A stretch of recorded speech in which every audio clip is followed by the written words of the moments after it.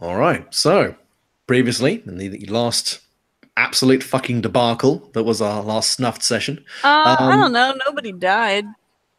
Um, there is a I nope. beg man to with differ. most of his brain matter splattered all over the dance floor, two completely exsanguinated corpses in the club bathroom, three guys neatly bisected in the upstairs lobby, and a man I who wouldn't was say neatly. all right, clumsily and very messily bisected in the VIP lounge, and then wasn't there? Oh no, there was a German backpacker who got infested with grubs and had those burst out of him, and there was and there was Vanya Sokolov who was well, many bad things happened to him, but eventually he stopped breathing. So yeah, I think a lot of people died. Nobody we cared about died. All right, fine. It's You got shot a little bit, and fine. yeah, I got shot a lot, but I got better immediately. you just failed to care. Yeah, you all got like slightly dinged, but you have you've met the enemy and the enemy have failed to impress. So that's always nice. And you extracted yourselves back to the underworld via Blackfriars with a rather large, a bit of a scene in your wake. I'll put it that way. I would just like to point out that I am keeping track of three things here, and I will tell you what they are specifically: notoriety, stress for a Whoops. specific character, and influence for a specific character. I will not tell you which characters and I will not tell you the values, but I'll just let you know that I'm tracking those three things. And I will tell you for free, notoriety is half full thanks to last session. Whoops. Yeah, maybe demolishing the front of a building and then accidentally unleashing your grubs right in the middle of public. Mm, you know. But anyway, I mean, I started off the first session on the news, so this is also a point. I think we did well given the circumstances. they told us what they wanted us to do. They didn't necessarily say do it quietly. They never asked you to be that discreet. They just maybe suggested that discretion could be useful, but that's fine. I will have to say that if the stress person is Atreus, we are not doing too hot on that track. Maybe better than you think, but anyway. So you've all returned back to the underground. Atreyu has finally managed to kind of fall asleep. It's now starting to kind of creep through to dawn. And you have maybe 6 or so hours of idle time if you want to achieve anything or find anything out about the town at the moment, or the aftermath of what you've been doing. I would love to not be hurt. Well, any physical harm? I was going to say, what vitality think, were you I at? think only physical harm was dealt to any of us. Yep. Yeah, I was going to say, in which case, 6 hours is more than enough time for you guys to just go right back up to full vitality again. So Okay. that won't be too much of an issue.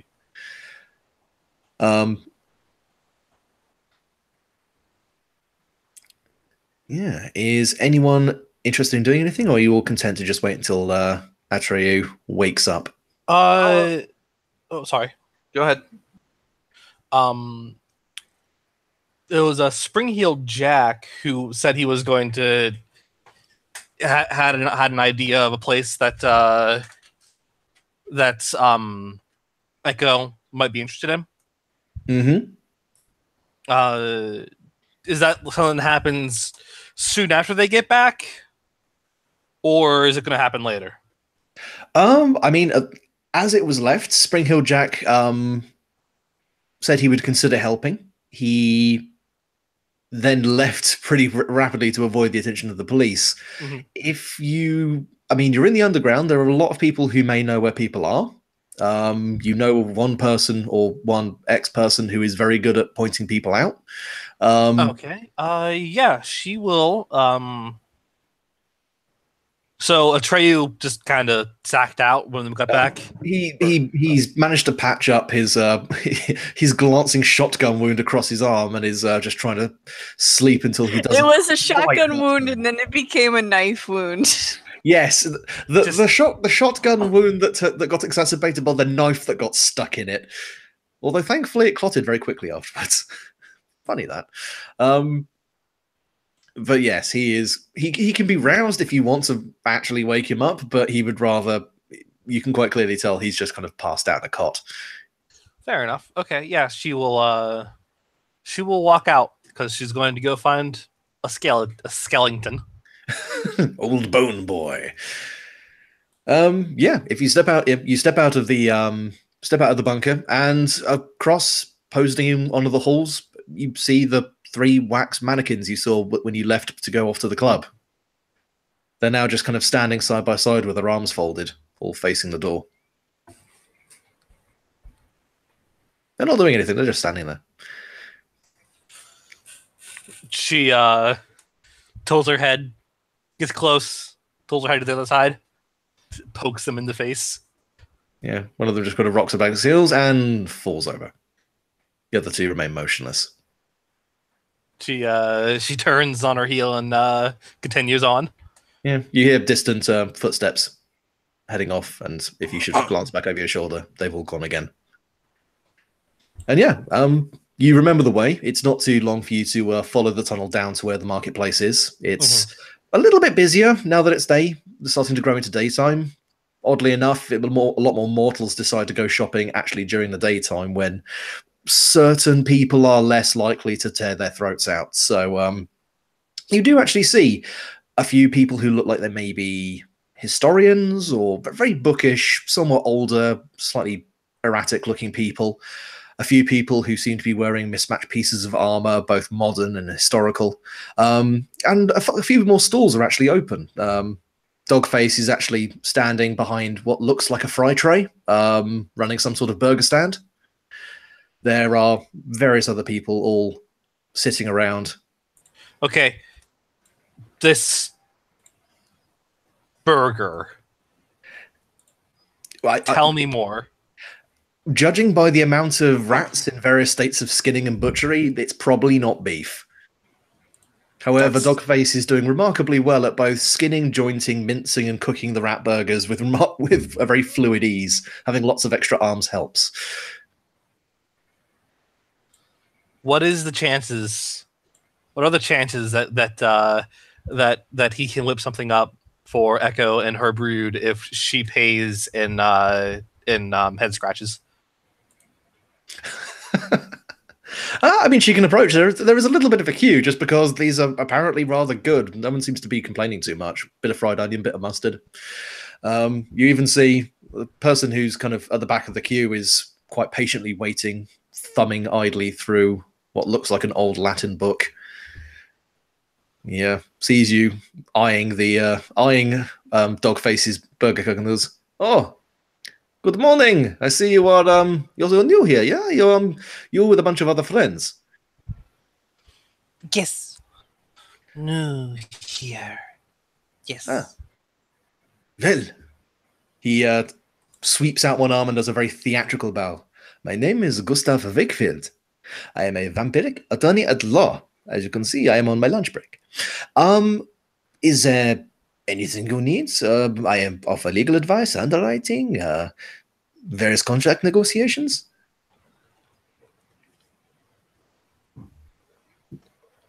Or do you simply want a burger? Are these services without cost?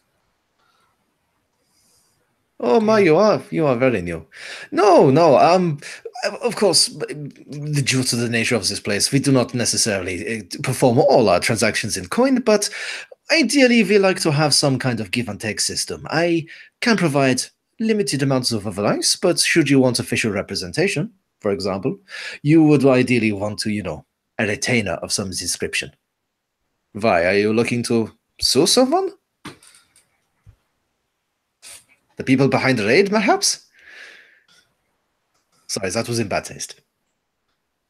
She kind of has her head tilted to the off side. in the distance, there's like a drum beat.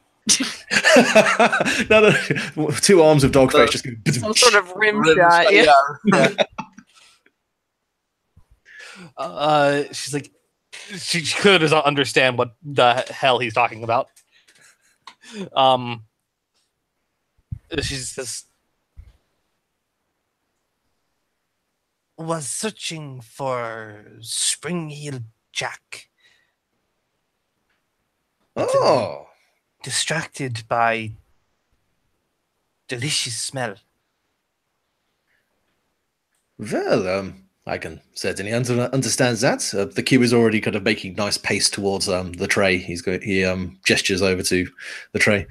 Well, Dogface has done a very good job turning a bad situation around on its head. You know, you wake up, you're in several pieces, and few yards of yarn and a needle later, and you've pulled yourselves together, so to speak. This Spring Hill Jack fellow, you would not be in any sort of, he waggles his eyebrows, relationship with him, no? Tilts her head from one side and then to the other. Forgive me, I am being indelicate. Jack is, how do you say, poon hound. He is a bit of a one for the ladies, and he always has a soft spot for. Here's what we call a pussy magnet. No. That implies that implies that they go after him. He's more of a he is a connoisseur, an enthusiastic. I merely ask. I have yet to have any paternity suits filed against him. Let me put it that way. The man is definitely careful. But if you are perhaps thinking that there is some kind of intimate relationship between you and him, I hate to be the one to break it to you, but he is a man who enjoys the chase so much as catching. It is hard to explain. I did not see him and think this would be a good royal consort. Oh, well, you would maybe not be the first, but you would definitely be within the minority. So you wish to discuss with him something else, something important, I imagine. He promised me something. Well, if it's not an unusual matter that I only have people finding him for, and he still promised you something, it must have been important. I do happen to have his contact details. I do not normally give them out freely. Normally, Jack prefers to seek out the people he wishes to deal with. But I suppose, seeing as you are, well, allegedly at least, not too interested in tapping that, I'm sure they can come to an arrangement. He kind of leans over a little bit and whispers in your ear, I have it under rather good authority that you are here on the behalf of one of the local crime families for the mortals around here, yes? The Thrush family. Why do you ask? It is well known that these people are very deeply entrenched in our communities. They are very much aware, and they deal with people who we would much rather keep our distance from. I did happen to catch on the radio this morning that the Tumbledown, one of the clubs that was owned by one of our many droogs, was, shall we say, dramatically inconvenienced. Several dead, the facade fell, and as you mentioned, it's a rather unusual sighting of large insects, which I suppose makes sense now as I think about it. I've come... A grub kind of crawls out from one of the sections of her back where like you would have like the under part of your shoulder blade. It just kind of like crawls out and like just crawls on top of her head. Yeah, he just kind of slowly looks at me and goes, oh, well, hello, little fellow. I would offer you something to eat, but obviously that is why I'm here. He kind of realizes they got to the front of the queue, and he just nods to Dogface and goes, my usual, please. And whatever the lady would like, it is on my tab. That is fine. Dogface just nods solemnly. Well, doesn't nod. He doesn't have a head, but sort of bobs slightly. And you hear in your head, echo, all right, and what would you want? It all smells delicious. Well, we got rat, and we got raw rat, and we got rat squeezings, and we got lots of ketchup and mustard and fried onions now. No garlic though. Fried onions. What Yeah. about rats with fried onions? Oh, the special. Right. Yeah. Single, double, triple. Triple. Triple rat stack, fried onions, on its way. And he sets about whacking together some rat patties. Oh, sorry. Do you want the tails on or off? On kind of- this side. All right, mix and match. And he sets it about. The vampire kind of idly waits by the counter and turns back to you. I will furnish you with the information for finding Jack if you will ensure that on your travels, if you do happen to run into anyone from the Royal Academy, and trust me, you will know one if you meet one. If you can bring me something they have on them, it will be a small ring, a signet ring. They will wear it on their left hand, on their ring finger. It will be red with a silver cross on it. If you can bring me one of those, I would be very much in your debt, and I would gladly furnish you with the information to find Jacques. If I am to meet one of these, yes. And believe me, if you do meet one, you will not have any other option other than to relieve them of their ring. The Academy are, well, were a very prestigious and effective band of monster hunters. They patrolled London to a great extent. Over the last century or so, they have fallen into iniquitude and corruption, but they still know their old ways. They simply turn them to their own profit. But the rings they bear, now they have use. If you could find one, or even more, I would handsomely reward you for such a service. Very well. This will be kept in mind. Excellent. I will bid you farewell then. I will leave you to your triple rat stack with fried ends. My lord, that is big. Okay. Thank you, Dogface. Good evening. And he will. Will you tell What? me where Jack is? I will. I suppose in good faith, to prove that I do know. Jacques has many places where he does decide to call home, but there is one place in particular he finds personally beautiful. The natural beauty of the place, the history, the emotions, the memories, I imagine, that they bring back. I would rather not give you the exact place, but please understand, the man is nostalgic and kind in his own strange way. And I think that when you find him, you will maybe understand a little more about the man himself.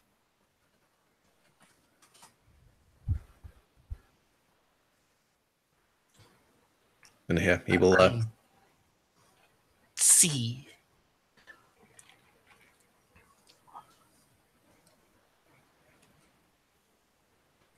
And she will sit down with her rat burger and giant stack of fried onions, wondering exactly what just happened. He was like, "Hey, I'll tell you where Jack is." She's like, "Okay, yeah, just bring me this ring." Okay, well, where's Jack? I'll tell you later. Oh, well, at least I got burgers. I like that he was at least the first person smart enough to recognize that she does not have any form of conventional currency on her. Instead asks for a trade of services. And even that didn't quite necessarily take. But yes, yeah, you tuck into a steaming hot triple rat burger. There are crunchy tails off to one side. If you wish to dip, they are very nice and crispy. And yeah, we can pull back if anyone else has anything to do. Zach, you sounded like you wanted to pull something off or twist something off. Yeah.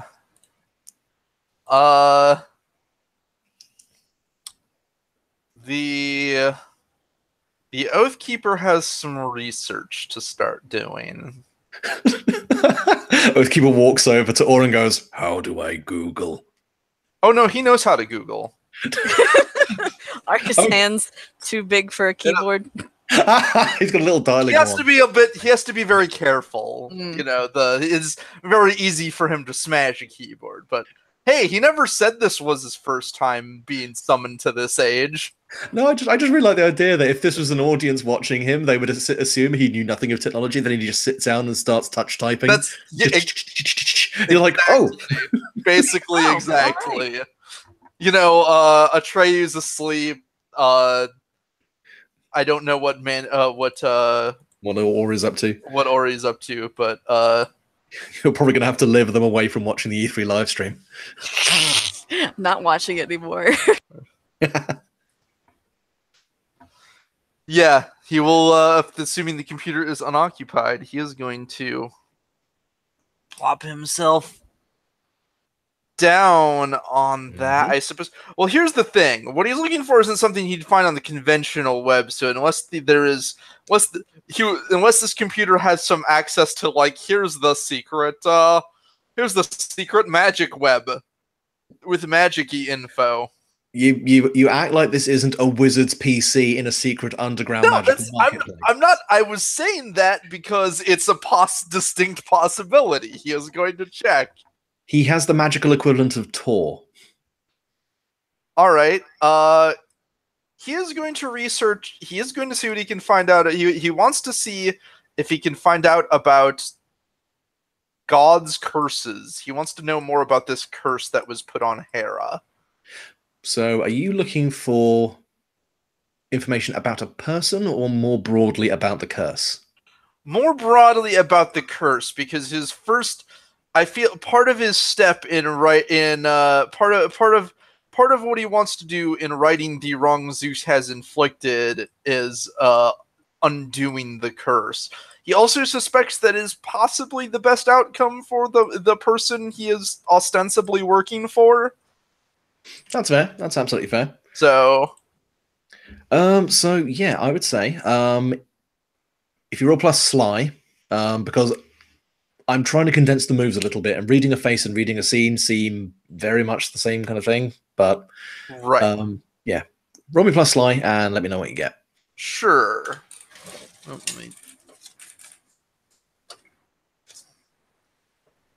Oh, that's where that D10 went. All I had to do was open the wrong drawer. Oh, that is better than I expected. That's, I think, an 8 or a 9. Let me double check here. I think it's, I mean, it'd be the same either way. It's an 8 or a 9 because I either have 0 or -1 slot. It is a 9. That's fair enough. So yeah, you can pick anything from read a scene, or you can. To be fair here, you are looking to answer a very broad question. You can just ask me a question. I will answer it to the best of my ability. All right.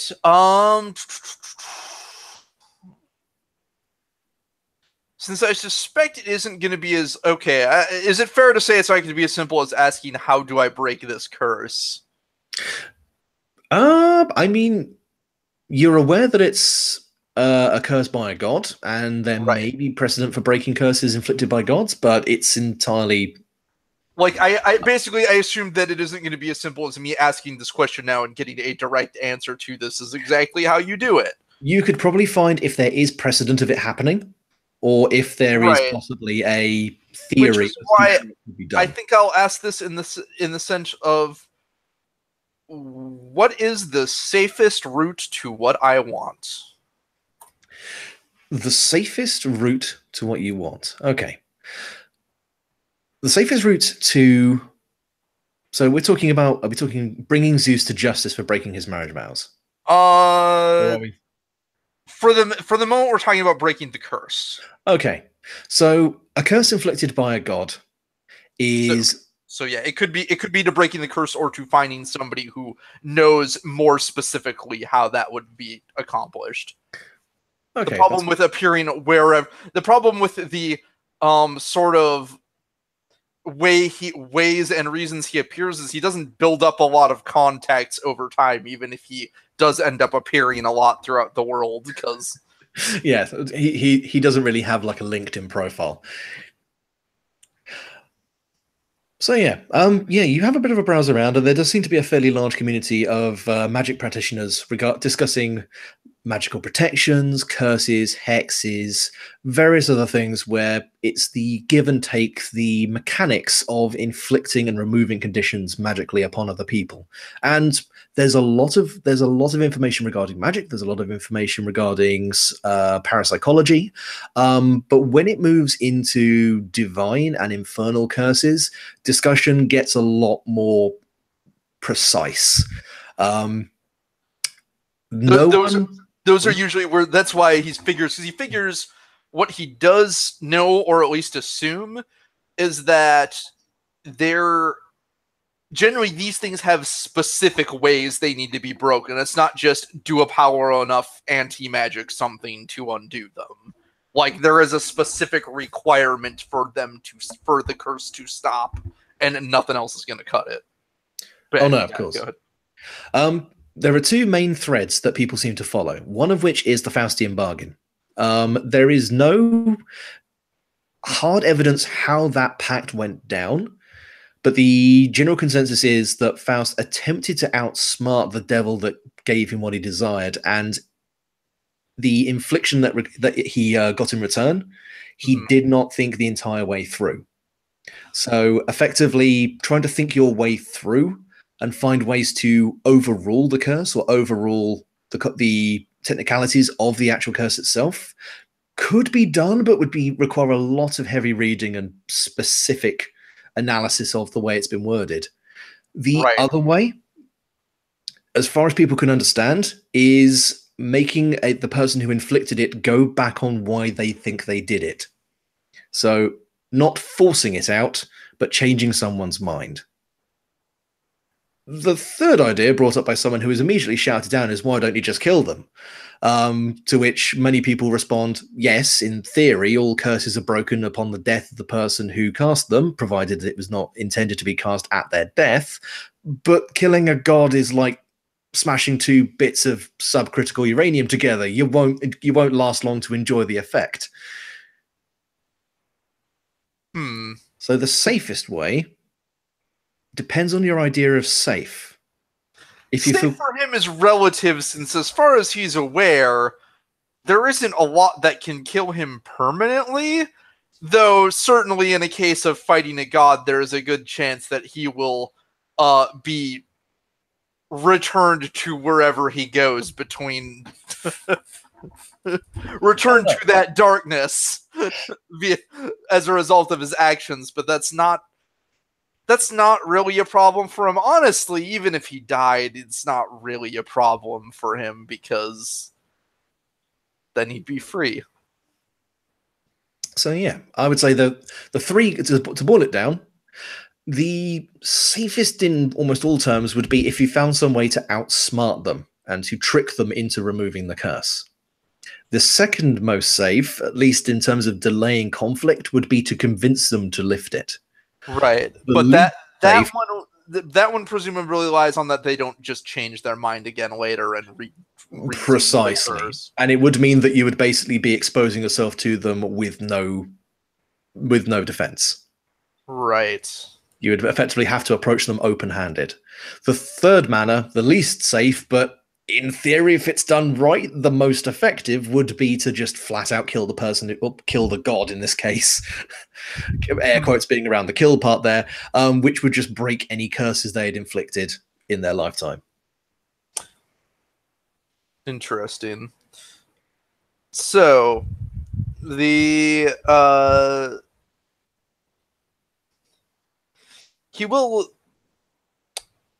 he's not ruling that off the table, but he also recognizes that will be the most difficult to accomplish because it involves killing a god. Mm-hmm.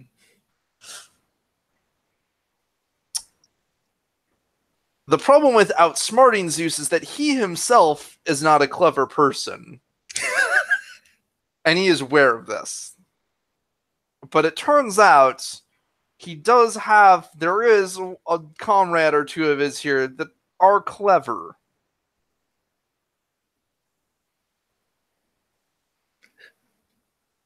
Just imagine we kind of pull back for a second and Aura's just sitting there like, Yeah. oh no. I can't hear your inner thoughts. I have no idea what you're planning. No, he'll broach the subject when he has more concrete information about the curse and what he would need to. Well, like right now, it's a good idea to be like, hey, could you trick a god? But that doesn't seem like, he doesn't yet know enough to even like ask what the favor. So. Oh yeah, no, that's absolutely fine. For now, that is he has learned more. He has learned more than he knew. Chances are he's going to have to deal more directly with Hera's subordinates to find out more particulars about the curse. Understandable. Right. And I'm imagining, is all up to anything in this period of time? I mean, the gods fed and temporarily fine. I am still missing 1 vitality, which I might want to try to take care of just so I can be topped up. He said that you'd have it all back by now. 6 hours is enough to. If you'd taken like arcane damage or sacred damage. Oh, I thought you said it only goes up to 4. Oh no, it goes to 5. Oh. Sorry. No, I thought you said earlier like that would be enough to get you back up to 4. I didn't know if you said 4 or full. I said full. I can't English. I'm British sorry. bastard. Just have that tattooed Oh, on okay, me. then that's fine. Then I really couldn't think of anything else necessary, especially since Atreyu is napping, though I'm sure he might have questions. You just kind of hear a mushroom voice. It's like, sleeping gone. That's cute. He's making cradling motions with his arms as he sleeps. He's very confused. But yeah, if you want to chill out for a little bit and just recuperate, then that's totally fine. Yeah, it takes a little while, but eventually Atreyu starts to stir in his cot, kind of groans, shifts, rolls onto the bad arm and goes, oh, okay, I'm up. Oh, fuck. All right. Oh, how is everyone? Okay, you're all here. 1, 2. Has Echo, I'm assuming, returned by that point? I mean, she went walking around after. Nato, why are you across the room? Very far away. Oh, sorry. I had my mic above my head for some reason. I don't know why. Throw your mic in the air like you just don't care. Yes. I mean, she went walking around the market just to see all of these things. Yeah, that's fair enough. In which case, I'll just ask you this. Would you like to have a odd encounter with someone, or would you like to move on to the thing? I would love to have an odd encounter with someone. Marvelous. Well, in which case, I will very quickly get up to speed with what Atreyu is going to tell the other two, and then we'll have an odd little encounter. So, yeah, it takes a few moments for Atreyu to get himself up and upright. He changes out of his clothes, gets into some moderately fresher ones. He seems to have some means of cleaning his clothes down here. Whips his cloak back around himself again, and goes, "Okay, right. I should probably check the news first and foremost. But anyway, good work, both you two, on last night. I guess it worked as best as we could have hoped. We severely screwed things up, although, well, we screwed him up. And I've got," he points to the book, "a lot to work through on that, which will be excellent. I suppose I should probably inform you guys that I'm probably not going to be coming with you on the next one, just because those guys made me the minute I walked in the door. So don't think less of me if I don't come on the next one. Just saying that ahead of time."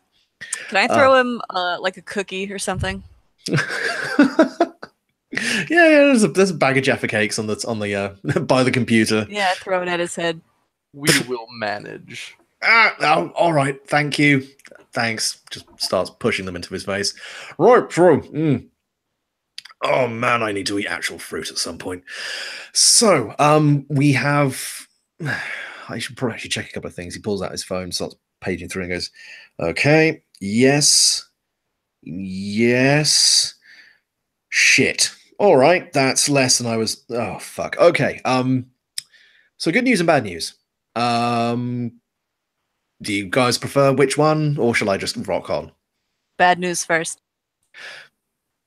Bad news is our timetable's moved a bit further forward.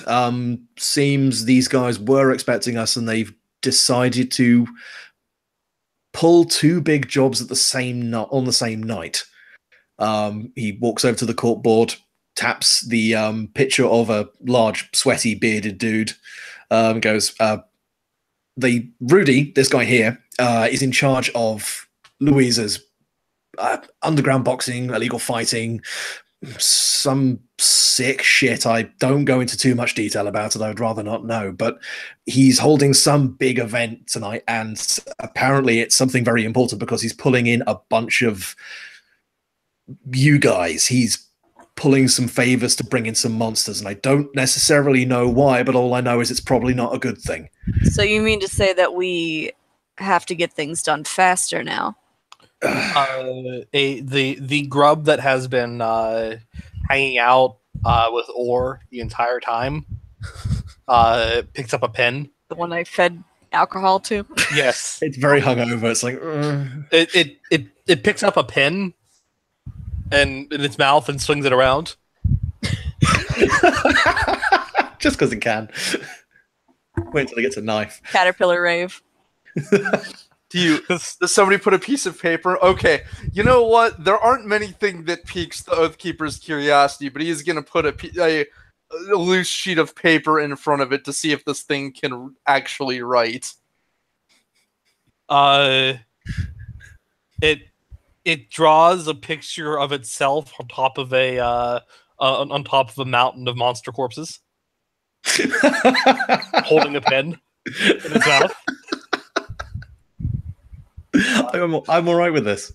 I assume it does this over the course of this conversation. Yes, it's a slow process. Yeah, Atreyu just kind of just looks at what the grub is doing and just shrugs, goes, all right, fine. Not necessarily that it's going to speed it up, it's just you guys are going to have to make a judgment call on this one, because while that is going on, he points over to the picture of the block of flats. Dusty, basically Louisa's main bagman, is apparently moving a shitload of product and selling it off to some new client that's coming to the region. It's basically going to ensure that if that goes through, these guys are going to be armed to the fucking nuts in weapons. I don't know how bad that will be for you guys in the long run, but it will mean you'll be walking into a wall of fucking bullets. The grub has amended the picture that it's drawing. Instead of holding a pen in its mouth, it's now holding a gun. Bullets are of it's a little grub, fun. so it can't like pull the trigger. It's just holding the butt of a pistol in its mouth. Just pistol whip wall. I mean, it's a drawing. Doesn't have to be realistic. Maybe in the drawing it can, in fact. It has wings. So like one wing is holding the pistol grip, and the other is looped into the trigger. It is still holding a pen in its mouth. This is a very artistic little baby. It's very creative. But yes, Keeper Wonton, bullets are of little consequence to me. Maybe not from these guys. He reaches into a desk drawer, starts rumbling around, pulls out a battered old textbook, and goes, "Have either of you guys heard of a group called the Royal Academy? I suppose neither of you have really had an opportunity to be around London much."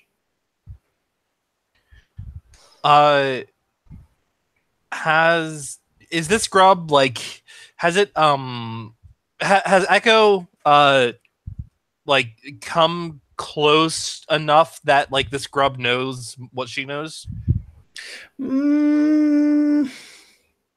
I don't necessarily think you guys have like close range telepathy necessarily until it comes back to the hive. Right. Okay.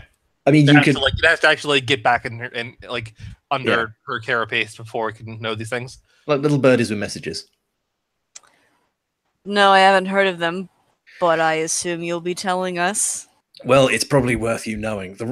These guys used to basically protect the country. They were the royal outfit who dealt with monsters, and they used to be absolutely like there was a reason why there were maybe 2 or 3 vampires in the entirety of the British Isles, and a smattering of other things besides.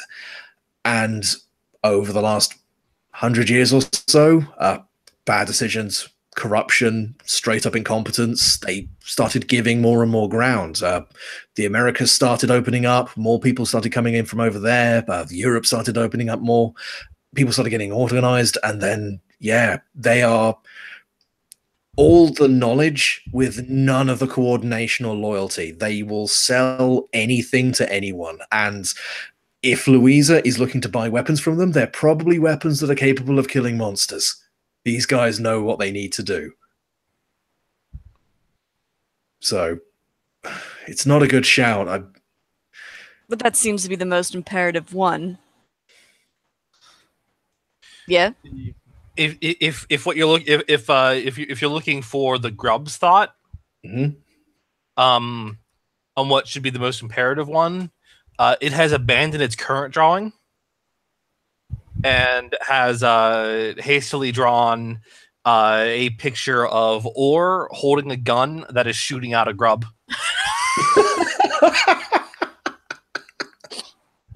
God damn it. It's this grub in particular, and it's still holding a pin in its mouth.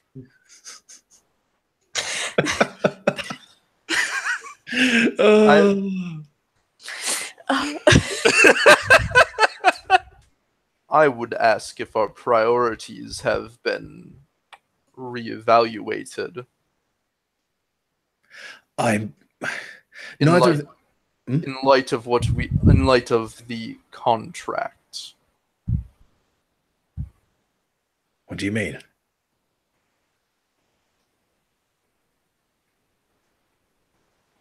Oh, right. So Atreyu wasn't there. Was Atreyu there for? Only Oathkeeper knows the actual truth, unless he told anyone else. Oh, I didn't realize that. And honestly, he's very silent. Right, because that was told by the guy, not Yeah, by Vanya, who not got Jack. vivisected. Pretty Every hilarious. now and then, you just mutter something about oaths and contracts, and we just kind of like, "Yep, he's alive." It's like foul old Ron. Millennium Hand and Shrimp. Ah, yes, you were not there for that. The owner of that club imparted some information to me before our parley came to blows. Yeah. The girl's grandmother is under the effects of a curse. Okay, well, that's interesting, I suppose. Are you aware of the identity of the girl's grandmother? I know that I know she's Louisa Trosh. I know what everyone else knows. Consider the contract we found. Someone. Oh shit! Someone cursed by a god. Not just anyone. Someone in particular. If that contract is to be believed, the person you are asking us to kill is none other than Hera herself.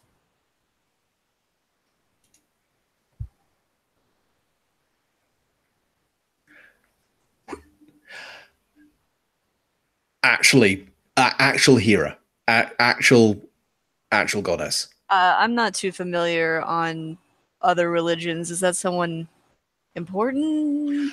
Hera is the wife of Zeus, the queen of the gods in Greek mythology.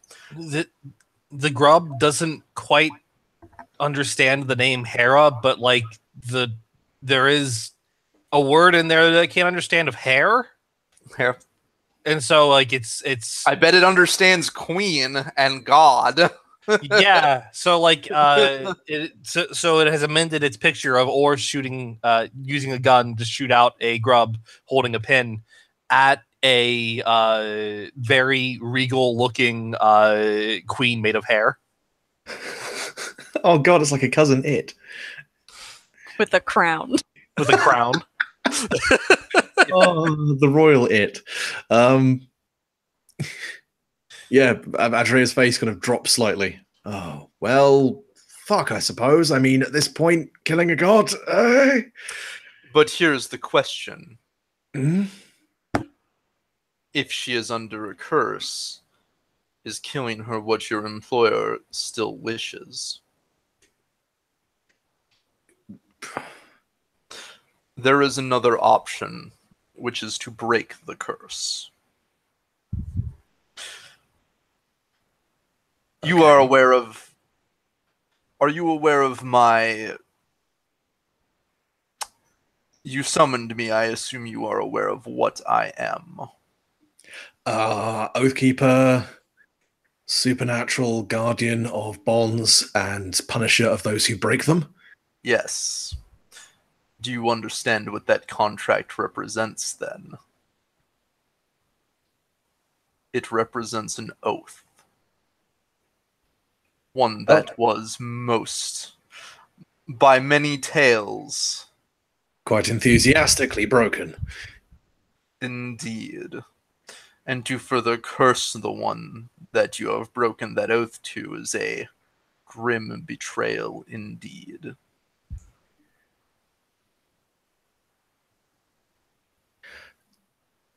I will just say, out of character, Mm-hmm.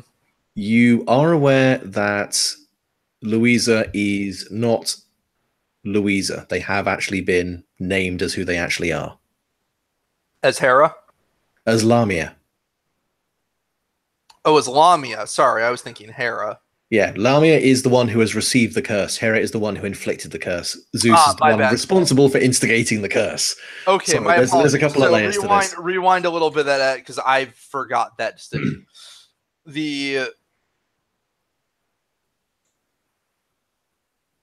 Yeah, actually, I'll put it in character. The Oathkeeper pauses for a moment and he says, I have gotten the information turned around. Hera is the one who inflicted this curse.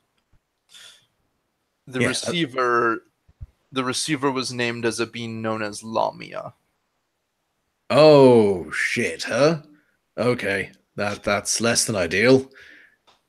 I remember GCSE history. I actually kind of find a lot of historical stuff. Greek history was kind of interesting, fucked up, but very interesting. She was the one who ate her own kids, right?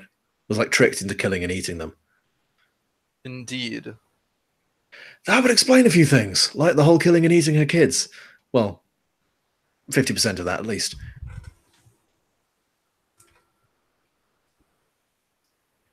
So, are you? So we're going with Louisa is possessed by her, or is her? That I do not know. All right, but definitely resulting of a curse from Hera due to Zeus not keeping his pork sausage where it's supposed to be kept. Ugh. I'm so sorry. There's no good way of describing it. It's a horrible thing for everyone involved. There are much better ways to describe it than the words you just used.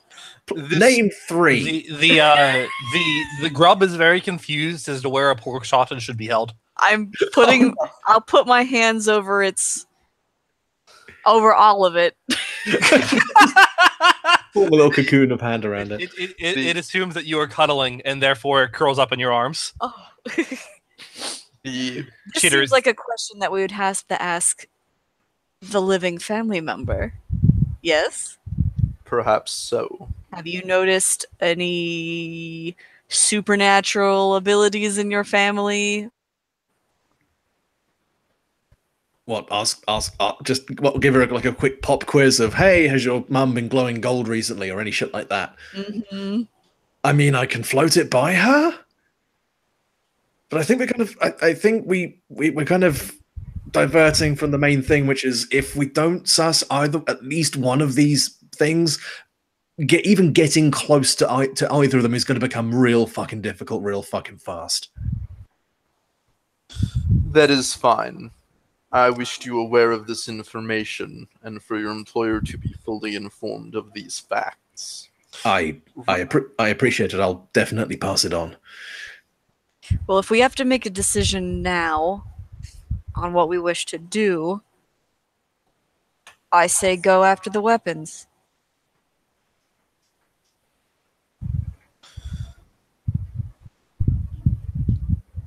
Okay. Gestures to Earthkeeper.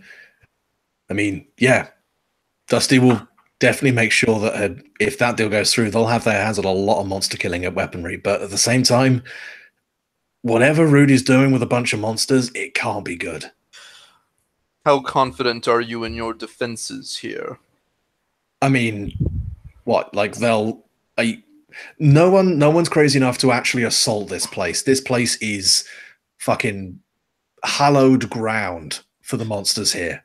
You set foot here and you try to do violence, you will get fucking annihilated. My reasoning is that other sentient creatures can be reasoned with, converted, bargained with, bribed.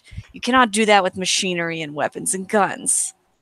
All right. Well, hey, it's up to you guys. I'm not here to stand in your way. I'm here to heal from a bullet wound and ask my boss precisely if she never noticed her mum was possibly cursed by gods. Allow me to propose a counter example, some counter reasoning. Yeah. The weapons acquired are still going to be wielded by humans, and humans are weak. Whatever this person gathering monsters is planning, they are planning urgently. Given the time, we can assume that they are most likely planning an assault on some facility of yours. Are you prepared to deal with that if we are elsewhere? I mean, I can move Maria to a new safe house. I guess I can even bring her here because I mean, like this is definitely ground zero. No one's hitting this place. But I guess I can move her around. See if that helps. Whatever you think best. All right then. I'll do what I can. The grub made its thoughts clear. Wants to go after the guns. Yeah. Gun grub. Oathkeeper doesn't much care, but he was probably leaning towards monsters, but he is outvoted in that matter and doesn't care enough to protest. He just wants it pointed out that he assumes that if their enemies are suddenly gathering forces, it is probably to attack them. It is probably not for some random unrelated purpose. The grub will squirm around as it is held by Orr, so that it can get airborne, and will like draw it'll like get its pen and then draw a little picture of itself, also still holding a pen, flying around like a fighting ring, as if to ask, like, do you want it to see what's up there at least? Atreyu looks and kind of goes, I mean, sure. I think it. I mean, do you want to? You can scout. I just don't know if it's worth splitting your forces because whatever they're going to be loaded for bear either place. Anyway, I'll go and find Echo. You guys can talk about this in a second." And he'll stop. He'll Yep. leave the bunker and jog off. That would be more helpful. Yeah. Meanwhile, over with Echo. So you've been picking around the marketplace for a little while. It's quite busy. Mr. Wakefield, the vampire attorney at law, is sitting by his stand. He's in a rather loud negotiation with probably a troll, definitely someone big with bad personal hygiene. Okay. But the one thing that definitely takes your attention is a very densely laden stall. Looks like an old card table, and it is heaving under an absolutely chaotic assortment of items. Lamps, books, dolls, puzzle boxes, jars of various things, some glowing, some moving, some all three. All two even, sorry, I can't count. And perched behind it, kind of almost glaring through the stacks of items, you see a tiny little old woman. Kind of very dark, sallow skin, very bright white hair pulled back up in a bun. She catches your eye. "Oh, well, hello there." Such an odd assortment of things. "Oh, yes. But everything with their use, and that is the important thing, is that everything has a use here. Now, forgive me, but you do look familiar. I must have seen you somewhere before." She kind of pulls out a pen and starts tapping it against her teeth. I am "Yes. called Echo. Echo. Yes. Oh, yes. Goodness, yes. I think I acquired something of yours, didn't I? Yes. Yes. There was the spawn, and there was the shard, and there was the totem. Yes. Oh, how is Atrio? He's such a good lad, such a good customer. I always like it when he comes around. He's always got such interesting things to do. Oh, and sorry, everyone here calls me Nan. Hello. Pleasure to meet you. Nan. You were the one who had my mother's grub. Yes, of course. As you see, everything here has a use. And I have a bit of a skill in finding things that people need. You see, it's very much a barter economy here, but I find that if something is relevant at the right time to the right person, it can be worth more than anything else. How did you acquire my mother's grub? Oh, here and there. She smiles.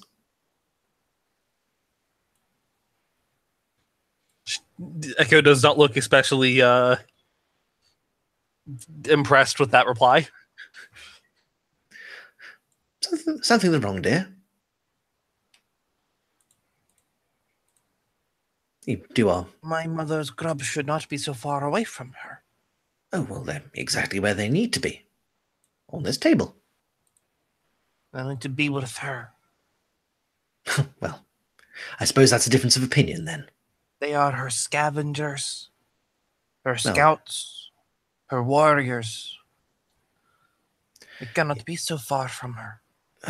Yes, dear. I'm sure terribly fascinating. I'm not an entomologist, so I can't posit an opinion. But if you see anything you like and you have something to trade, then perhaps we can do business. But I'm not here to discuss the semantics of how I acquire my items. It's not that sort of business. She will. Her faces can become slightly colder as she watches you now. She browses around idly. Yeah, there's all sorts of odd things here. You see what looks like a two-headed monkey fetus. It looks at you back. There's a couple of things which seem to be just moving their own articulation. A small toy soldier, a Rubik's Cube, which has got tiny spider legs poking out of the cracks in its sides. They all don't seem to stray beyond the table, but they all seem very agitated. She idly picks up a fly swatter and smacks the Rubik's Cube over its top. "You, stay!"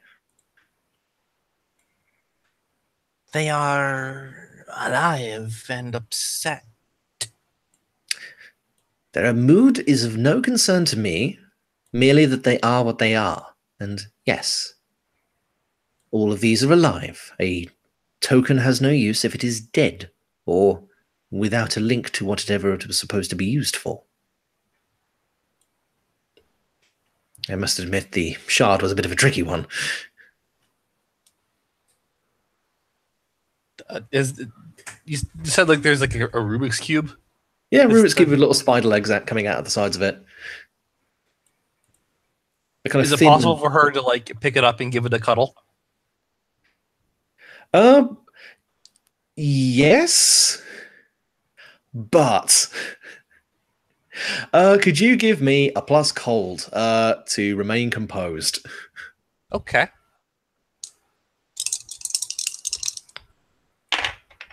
I got. Oh, my cold's real low, isn't it? I think so. I got a 6. Oh dear. Basic moves.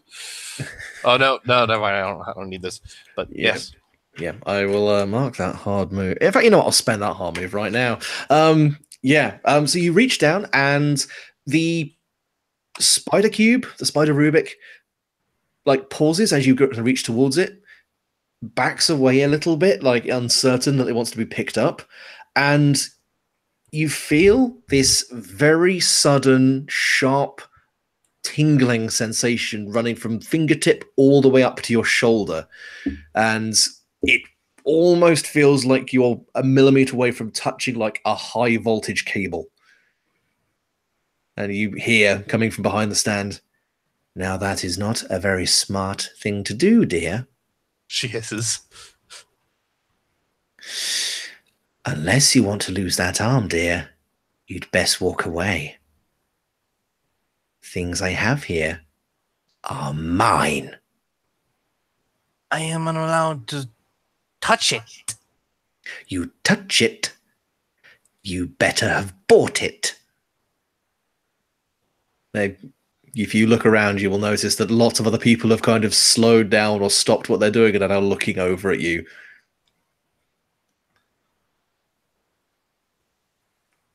"You wouldn't want to make a scene now, would you, dear?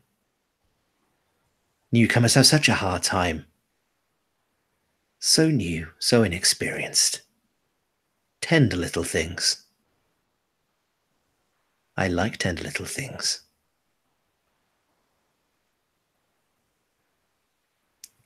Could you pierce the veil for me? Sure. Let's Plus eerie. Yeah. Okay, that one is a 10 plus. Let me pull up the basic moves. I will tell you something interesting or relevant to your current situation. Rulebook. There we go. Sure.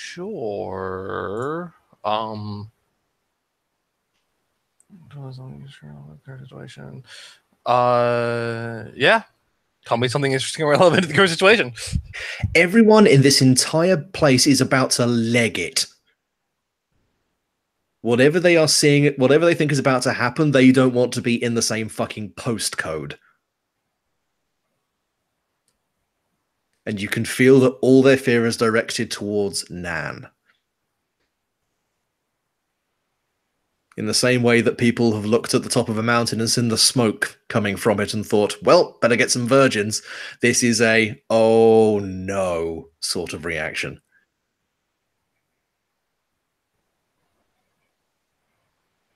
Nan just maintains eye contact with you. They start to glow a very faint shade of blue. "Now, I think you'd best be going on. Or maybe I'll just make a little space here. That trio always did prove a very good point with my last purchase. Imagine what people could do with a whole farm of them." You would steal me and What is- sell me as if I am a commodity. Oh, you say that like it should be any other way, dear. What I take is mine. And if I wanted to take you, I'd do it like that. Now, jog on.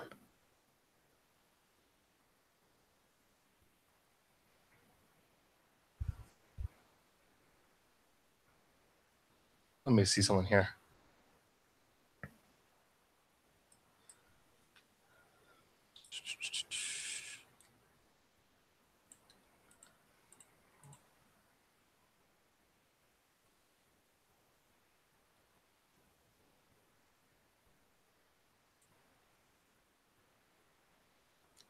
Uh,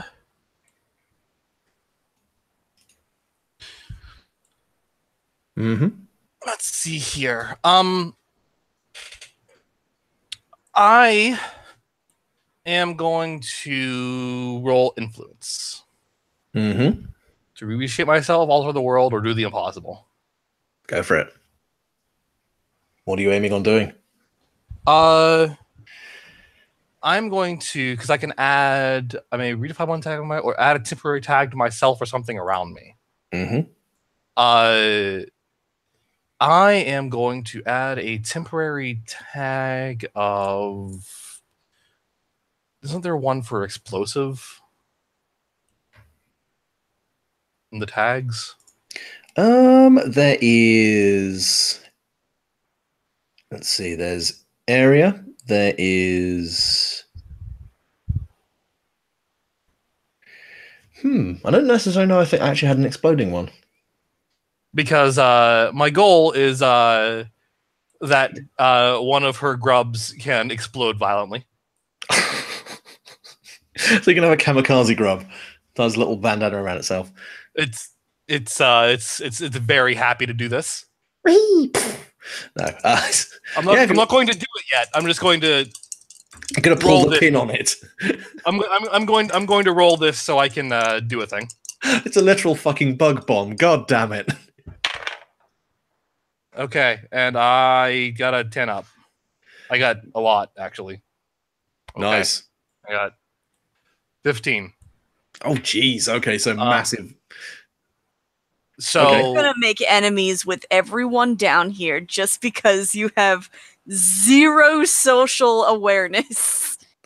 This is less trying to make an enemy and more she won't suffer that. No, I know. I understand. No, I want you to do it. I think it's hilarious. I'm just saying, this is what, the second person that you've pissed off? Because you are not going to be privy to how their weird business practices? No, this less weird business practice and more don't threaten her. Well, I mean, also to be fair, Don't do that. She had a nice chat with Mr. Wakefield. He's just a bit stilted and will be a bit Not him. confused. No, not him. I mean the girl from the last session who you Oh, got yeah, the sacrifice from, and you're like, I don't have any money, and she's like, hey. Okay. Well, I guess the impossible thing I'm doing will be spooking her. If that's possible. Yeah. You can basically just kind of make her like jump, basically, like take advantage of the tension in the room and make her blink first. And the way the thing that's going to spook her is that one of the bugs come out of like from her forearm. Mhm. And like kind of crawls into her hand and she pets it and she's like,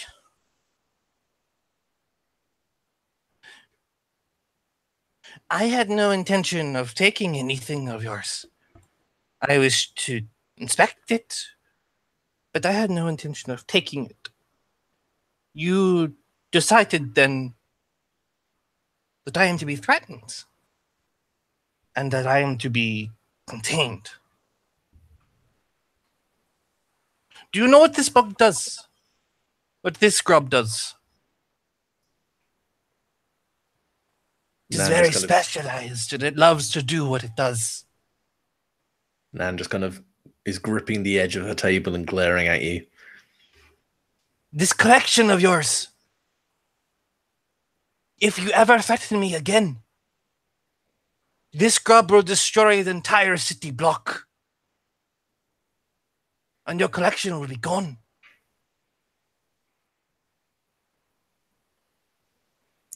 I had attempted to be kind to you. You were not interested in doing that. Mind your words, human.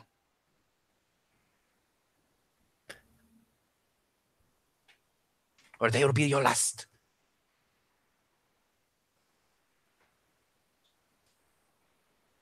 And the grub will be very disappointed that it wasn't allowed to explode. Yeah, you just kind of hear Nan hiss under her breath.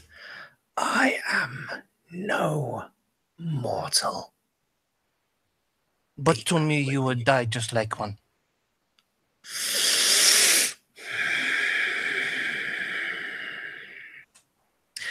I am finished with you. And yeah, you Lesser could. being. Oh, yeah, you could walk away from the situation there, and you will have basically just seized, like, you will leave Nan seething, but impotently seething. And yeah, it will take a few moments for the room to kind of settle and things to go back to the way they were, but you definitely feel people looking at you, possibly in an appreciative way. You definitely see Wakefield kind of catch your eye as you walk away, and he just smiles at the corner of his mouth and nods. She's just kind of upset right now, honestly. She gives him a look of. She looks like kind of neutral at him, but then nods back at him. But as she's leaving, she will give her bomb grub a little cuddle because it was very excited. It has like only one purpose, and that is to explode and wipe out an entire threat to the hive. I imagine it just makes like an inflated balloon noise. It goes, and then just yeah. The only safe way to defuse it is to make a tiny pinprick, and it goes. Exactly. And she gives it a cuddle, so that it isn't too disappointed. Oh, I love that. That's kind of horrifying at the same time. Really cute. God damn. But yeah, you can. That's it. That's the character. That's the character, yeah. But yeah, if you're heading back to the bunker, you'll run into Atrio kind of jogging the other way. He kind of stumbles to a stop and goes, "Oh, there you are." He kind of looks over your shoulder. Oh, is everything all right back there? Like it was silent for like a good 45 seconds, and that's never happened. I nearly exploded the underground. Huh. All right. Well, as long as you do that when I'm not here, he just gives you a thumbs up. I encountered one calling herself Nan. Oh, her. Wait, you had a word with her and got around to her threatening to explode the underground. She was very unkind to me. He kind of looks you up and down as if expecting to like see some kind of damage to you, and goes, "Huh. Well, I color me impressed. You're still alive. That's very good. I'm just discussing some stuff with the other two, but although I did have a very delightful rat burger. Oh, you've tried those? Excellent. No, Dogface puts together a pretty damn good bit of rat. I will make sure to give him scratches behind the ear next time I am available. Tell him in advance. He'll put some on. Oh, will he accept that as payment? Yeah, he's kind of a hoe bag, actually. That probably will work. I see. I will keep this in mind. Sorry, I heard Zach in the background. Are you trying to say something? No, that No. was a hiccup. It was Oh, me. It was also me saying "God damn it" because in the course of an hour, I've heard "hoe bag" come out of your mouth, and also, what was the other one you said? Poonhound. Poonhound. There it is. I regret nothing. Okay, I I regret know. several things, but not openly. Anyway, and yeah, he'll bring you back to the bunker and he will outline what he previously said. That She just kind of holds up a hand, so he doesn't have to, Mhm. and holds out a hand for the grub that's been hanging out with Or. It's now gained a little beret. Yes. It's got a little sheaf of pictures. And like it flies over, and she holds it and kind of like strokes down its back, and it crawls into her arm. And then Yeah. there's a little bit of clicking, and it comes out from her back and flies back to Or. Now, like a little bit slimier. It's fine. You have to re-lubricate your grubs. I've dealt with worse. And she says, "I am all caught up." Well, okay. I suppose that makes sense then. So yeah, it's up to you guys. I'm getting 2 yeses for going and taking out the guys running over on the Apsil estate, which honestly, yeah, does kind of make sense because otherwise they'll have shitloads of monster killing guns, which will really suck ass. I must acquire one of their rings. You want to get your hands on an academy ring? Yes. Oh, please tell me Wakefield hasn't told you to get one of those. He did. Okay, all right. In exchange, he'll give me much. And also, he will arrange a meeting again on better terms with Spring-Heeled Jack. I have no doubt. He was- probably will. It's just not healthy for him. Oh, dumb bastard just needs to let that go. It'll be yeah. If it gets to the point where we have to crash that particular kind of deal, you'll have lots to pick from. Just Wakefield's kind of got a bit of a murder boner is kind of a too strong a word, but vendetta feels. I'm making a list now. Many of your statements have such a direct connotation to human sexuality. I'm noticing a trend. The English term for it is overcompensation. Yes, that's actually not too far from the truth. It's look, I'm not in polite company too frequently. I normally chat with people who openly kill people for a living. You can do that. Still be polite about it. I like to think everybody just looks over at Oathkeeper briefly. I am nothing if not polite. No, you would not. That is a description of what I do, except for maybe living is tenuous, but well, career, hobby, you know. It certainly is occupation to kill people. That is not incorrect. Would you see yourself in 5 years on a mountain of corpses, and 5 years after that on a larger mountain of corpses? But yes, just don't put yourself out in harm's way if it's a choice between staying in one piece and going after those guys. I've had Wakefield send so many fucking people after those guys, and it never ends well. Really doesn't. The only reason why we're even going close to them is because we haven't got a fucking choice. But right, So I see. So look, I will leave you guys with the address.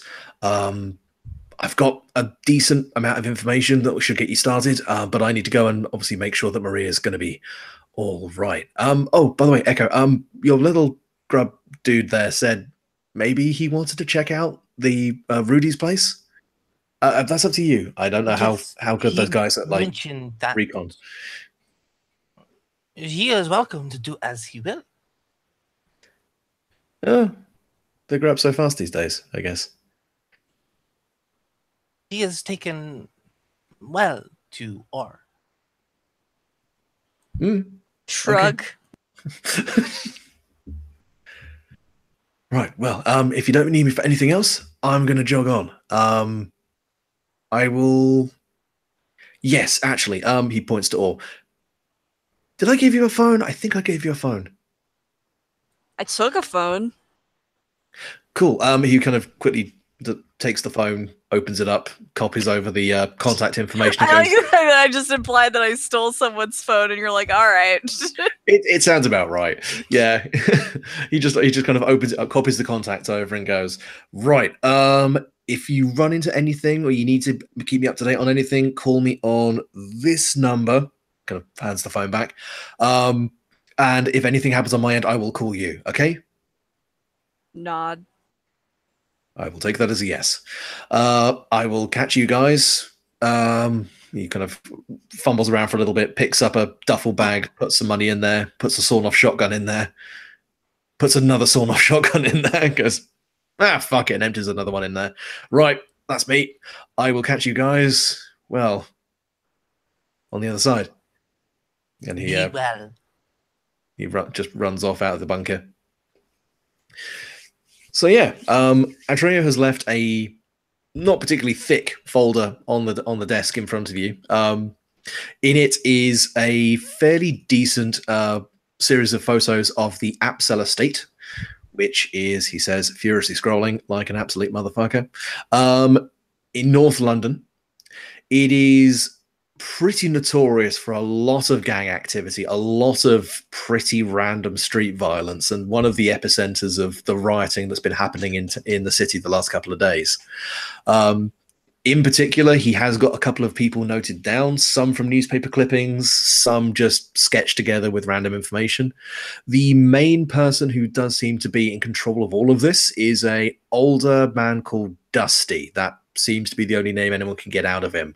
He looks to be in his late 60s, pitted, very sallow, very thin and pinched looking person, kind of rough grey beard, balding.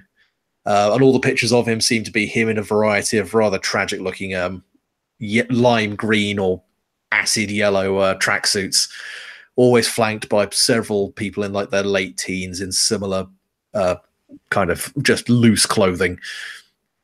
And also included in there, you see a couple of addresses, all within the Apsell block, and beside each of them, either the word drugs or cash. Wow. Look, he's not a professional intel gatherer. He just kind of went with what was there. It's drugs / cash. Well, some of them are marked drugs, some of them are marked cash. And there seem to be one or two others which are just POI.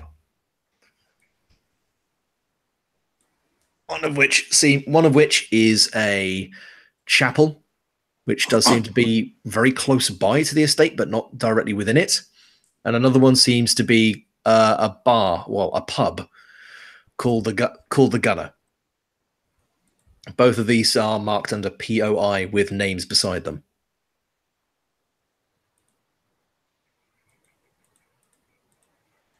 So this is the estate. We are to interrupt this deal happening. Seems like it'd be the safest thing for us. If we want to survive this whole ordeal, stripping them of their weapons, of their excess weapons. I can't think of a smarter decision. Should we just light fire to the estate? That would be very easy.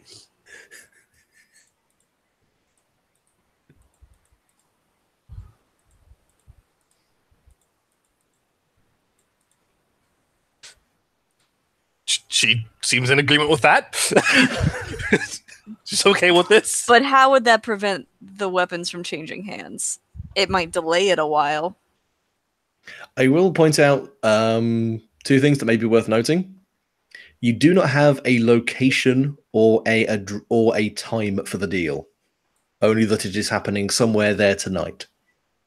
Stakeout. So we're gonna have to really think on our toes. Pretty much, says the voice in your head. Feed me blood, it also says. I apologize, my grub. I do not think you'll have the opportunity to scout at the fighting ring. I may need your assistance. It chitters.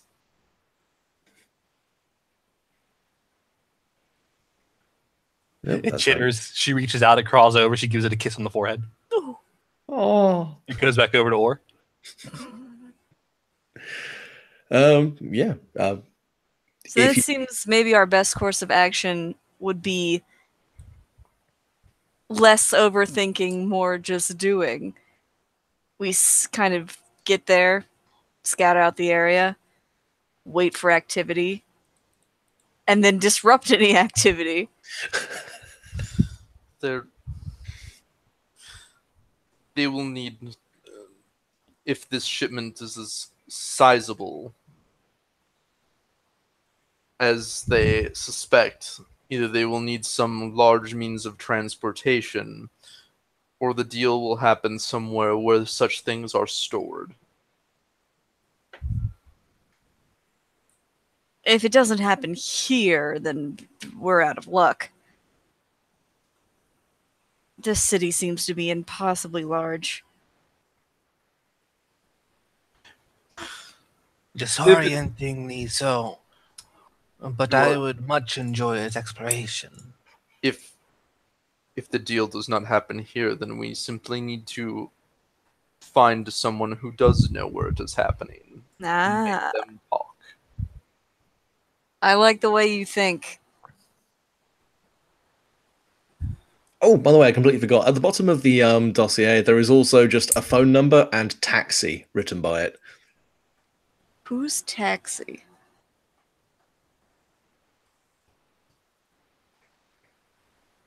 What? No, I'm not that dumb.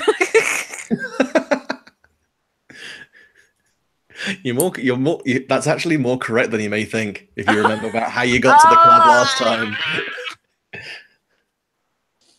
This meat car was built for 2 or 4.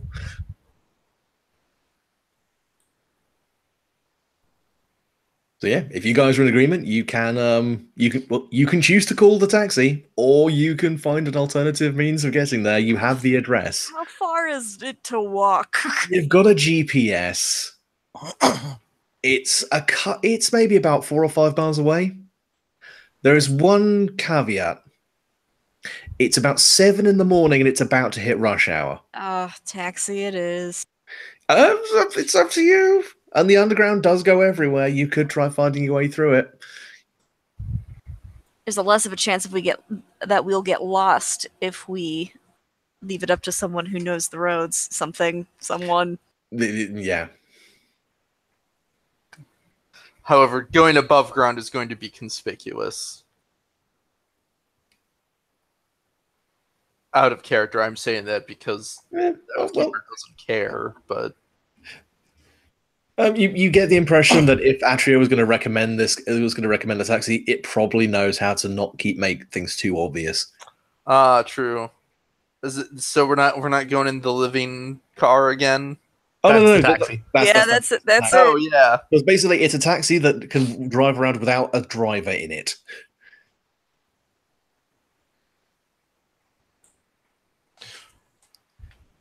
I say we take a taxi. Though I do not think you'll be quite as happy to see me.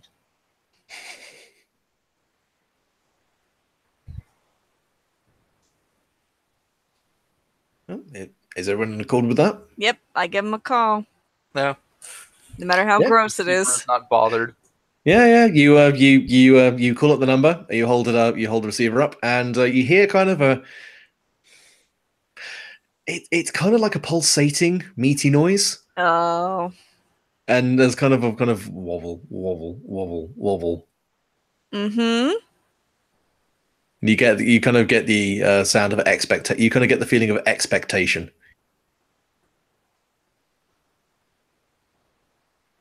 in a what will you do for me kind of thing, or in a where are you, where you need to go kind of thing? In a typical taxi, where do you want to be picked up from? Oh yeah, I give all the specifics.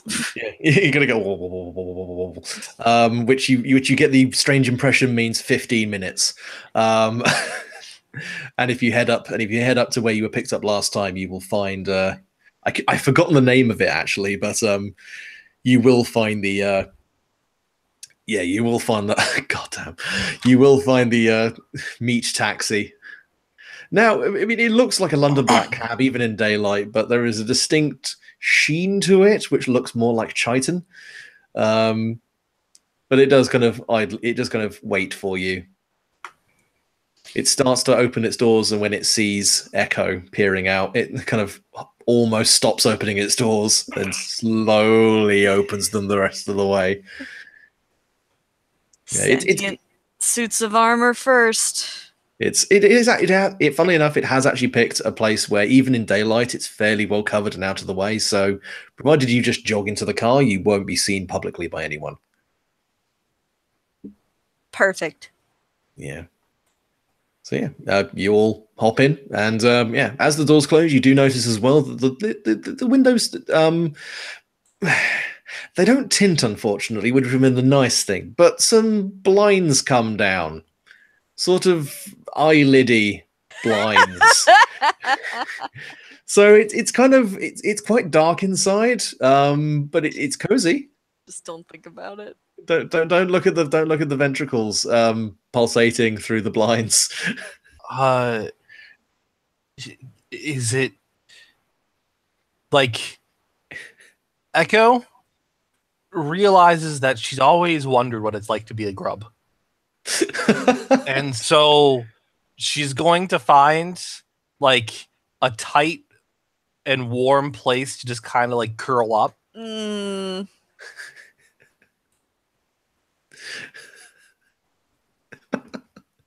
Yeah, I mean that there's like a crease between the actual seat and the backing of the kind of rear seats, and if you make a little space, you can kind of curl up there, and you get the slight feeling that the seat parts slightly, and it begins to go slightly over you, then stops and seems to retract again.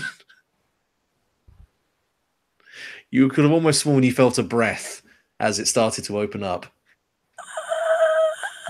She curls up and understands now why grubs like to be in tight, dark, warm places. Dude. Right. God, kill me. Right. So yeah, if you don't try to insert yourself into the car any further, you can head off. And it takes you, it's a couple of hours, it's rush hour, it's pretty busy. The city is intermittent snarls of traffic. No, not much honking at all, but just a steady kind of rumble of drizzle from outside, from the kind of overcast sky. I couldn't think of a better word than that. I was like, oh shit. The wet rain, brain. But yeah, it doesn't take you excessively long, but by the time you do get to the general vicinity of the Apsel estate, it's getting on to about 1 o'clock in the afternoon already. Do we do any team building on the ride, or is it just awkwardly silent? I mean, if you want to do anything, that's entirely up to you. I understand now why the grubs like this so much. It is at one particularly long pause at traffic lights, you see the sleeves in the sides of the doors start to pulsate and excrete a rolled up copy of the Friday ad. It's about 4.5 months old. And it's slightly sticky. This car is a fucking horror show, and I love it. This was someone's fetish. pretty much.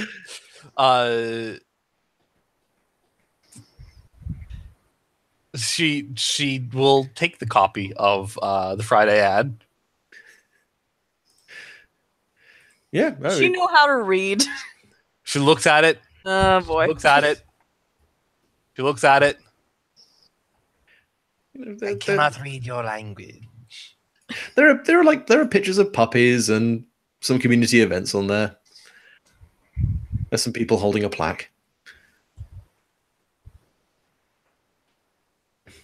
It appears some kind of award ceremony. I wonder what they received a reward for. Is their hive so expansive? Fuck's sake. Oh god. If that is all, we will just move. We will just Yeah. move along. Yeah, just the bullshit, the bullshit incarnate. I just wanted to know if the car ride was silent or not. Echo talks. Just giving a running commentary of everything she's observing in the magazine. Yes. It's, fascinating.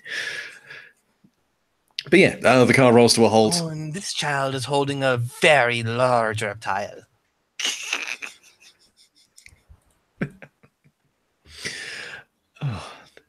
But yeah, it rolls to a stop. It's managed to pick a street which is exposed, but near an alleyway. It does seem to have a rough idea about somewhere you can at least hide very briefly. The light is probably at its apex, but the heavy overcast nature and the encroaching weather is keeping everything quite drab, quite low, and preventing people from wandering around too much. So you're not attracting much attention right now.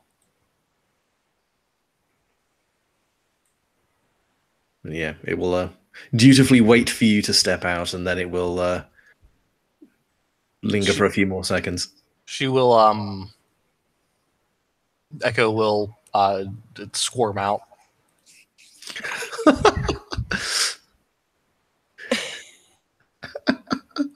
Just imagine she just kind of puts her arms by her sides and grubs out of it, just worming her way out. Yes. Yeah, I will definitely leave and then like immediately change robes afterwards. It's like a terror, it just goes and the exact same robe is underneath. Yeah, only this one's black. Nice. If you do that fast enough, you can do flag. You can do a semaphore. Christ. Yeah, and you judge that you're probably quite close to like the main courtyard, the main communal area of the estate, where there is the main council block by itself. Then there is a somewhat large but nowhere near as big council building, which seems to be off to the left-hand side if you were facing into the estate itself. And then to the right, you see there are a strip of small shops, the Gunner, the pub, and off in the distance you can also see the tip of a spire of a church, which can only most probably be the church that was mentioned under POI. The church building seems like the most obvious place. Quiet, empty, not usually a place people would go looking for guns.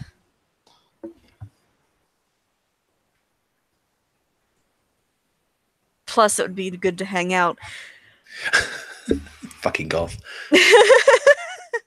Unless anyone in the current party is adverse to other religions.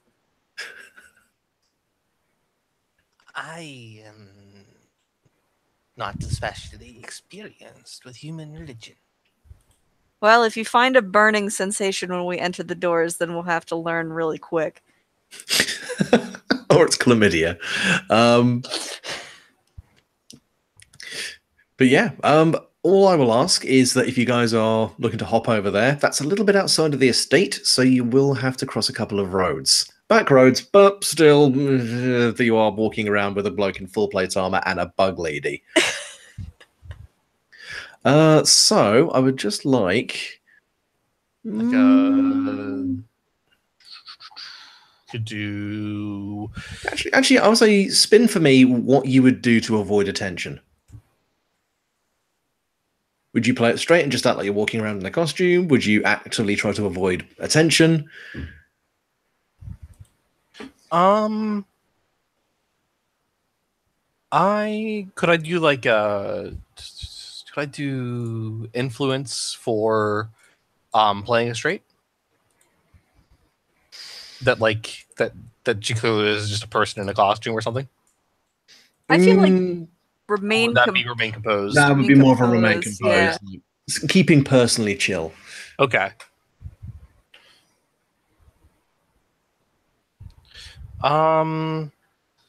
Could I say, could I?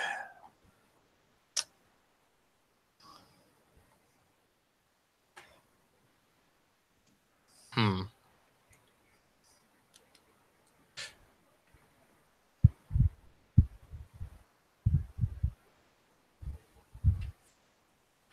I like, as far as the basic moves go, I think those are the only ones that are available for it. Pretty much. Yeah.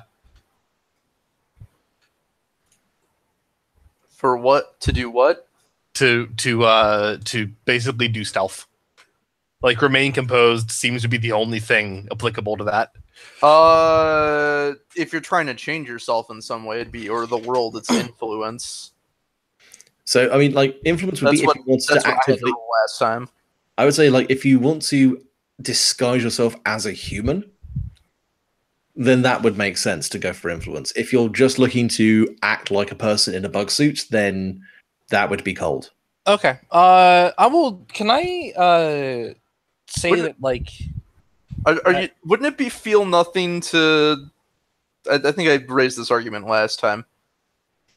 Remain composed, according to what you have written. Remain composed is more to Yeah. resist outside influence. Feel Suppress your nothing true is to Of course, yeah. to suppress your suppress your true nature and just act like you are not. That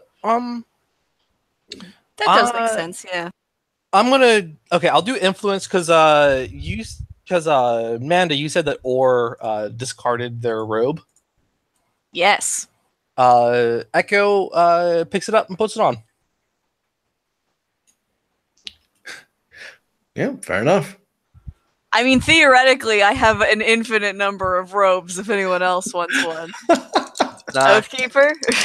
Just that you just take an I don't initiative. think you have a large. Assuming your robes are U-sized, it is not large enough. You could have a cape. You just have multiple. Just stitch them together, Yeah. staple them together. They're me size, but I don't know if you noticed, but I'm very small, so I like to wear extra large ones to make me feel a little bit bigger, but that's neither here nor there. Oathkeeper just basically walks like he is a person. So You don't need to know about my insecurities. he's he is not donning. He is just going. He's not donning a disguise. He is human shaped. He is just walking like a human. Which I guess is. You said you want me to roll feel nothing for that to Yeah, I'd say so. suppress his true nature. I got an 8 for influence. Okay. So you choose one of those 4 things. Yeah, I will say for you, it's draining and demands your complete focus. You're still somewhat conscious of the experience you had in the club where you were trying to talk to people and found yourself somewhat alienated and having a hard time understanding how people work. And this is similar in terms of act like a person, walk like a person, try to be like a person, don't stand out. How do people do this? Yeah, it's very confusing and upsetting. Mhm. I was hoping you'd do sudden, jerky, and erratic, and that she would be like a person. She would come across as a person, but a person who isn't really quite right. So basically, that dude from Men in Black. Yeah. Sugar. That would be if Water. she was walking around in someone's skin. I don't think I could quite pull that with just a cloak. Yeah. I got an 11 to feel nothing. No, so yeah, you just fucking Saturday Night Fever down the road. You fucking Vince McMahon swagger your way down the road. Who's going to stop and question him? you get to a brisk walking pace, and your momentum will just carry you through a wall if you're not careful. So Now, Well, now I have taken a very good move that I think is just going to break the game for me. But I took blind faith, which means that I can roll my eerie instead of cold to feel nothing. Yeah. So yeah, it's an 11. Nice. I mean, that's okay. That's what I have, Manda, because I have no mercy, because so I roll wrath instead of cold to feel nothing. See, mine is just like, why do I have to worry? I'm literally like a fucking attendant to a god. What's gonna happen? They're gonna kill me? Ooh. Exactly. And I'm like, go ahead, question me. If there's ever a move that that comes about in one of the other playbooks for sniping that is like geared towards, say, rolling spirited for feel nothing, I'm 100% gonna grab that. That's a fair point. But yeah, so Aura and Oathkeeper are just pretty much like, yeah, who gives a fuck, and just stride off down the street. Whereas Echo just can keep up with them, but he's very self-conscious about keeping the cloak over as much of them as possible for as long as possible. You walk with such confidence. You walk with such confidence. Yeah, well, you have to. Is that how to compose yourself in the human world? I'd say so. Humans are all about appearances, but what you lack in visuals, you can usually make up for in confidence. It's less about what you say, what you do, and how you look while doing it, or saying it. Intriguing. Thank you. I will keep this to heart.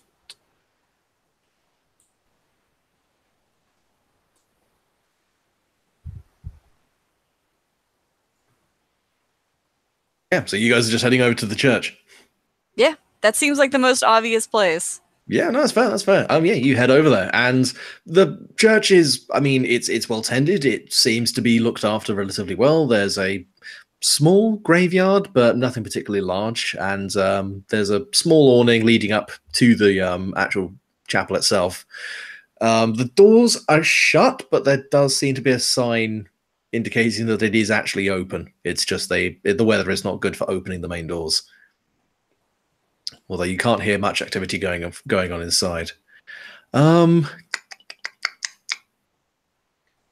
suppose there's a question I should probably ask you. Would any of you consider yourselves to be hostile to a god? I consider that as a yes. Okay. Hostile? Okay. I mean, Ambivalent. Okay. Welcome. Hostile. in like, okay, define, because currently Oathkeeper is very hostile to Zeus, finding out that Zeus is in fact a real thing. To the Judeo-Christian god. No. Oh, to God, not to a god, to the god. Basically, would this be a begone heathen or a begone heretic? Ooh. I think I fall under both. I think you do. You fucking double fist that blasphemy. Just yes. No. Actually, not in Oathkeeper's case. I mean, God may well not approve of him, but he is not specifically a heathen or a blasphemer. Yeah, I mean, if we're taking the Old Testament into account, you probably did some jobber work at that point. You were like, firstborns, right? Let's fucking do this. Right, maybe not quite that, but you know what I mean.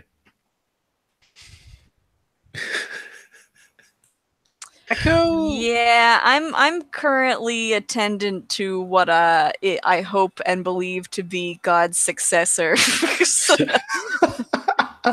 Fucking young upstart.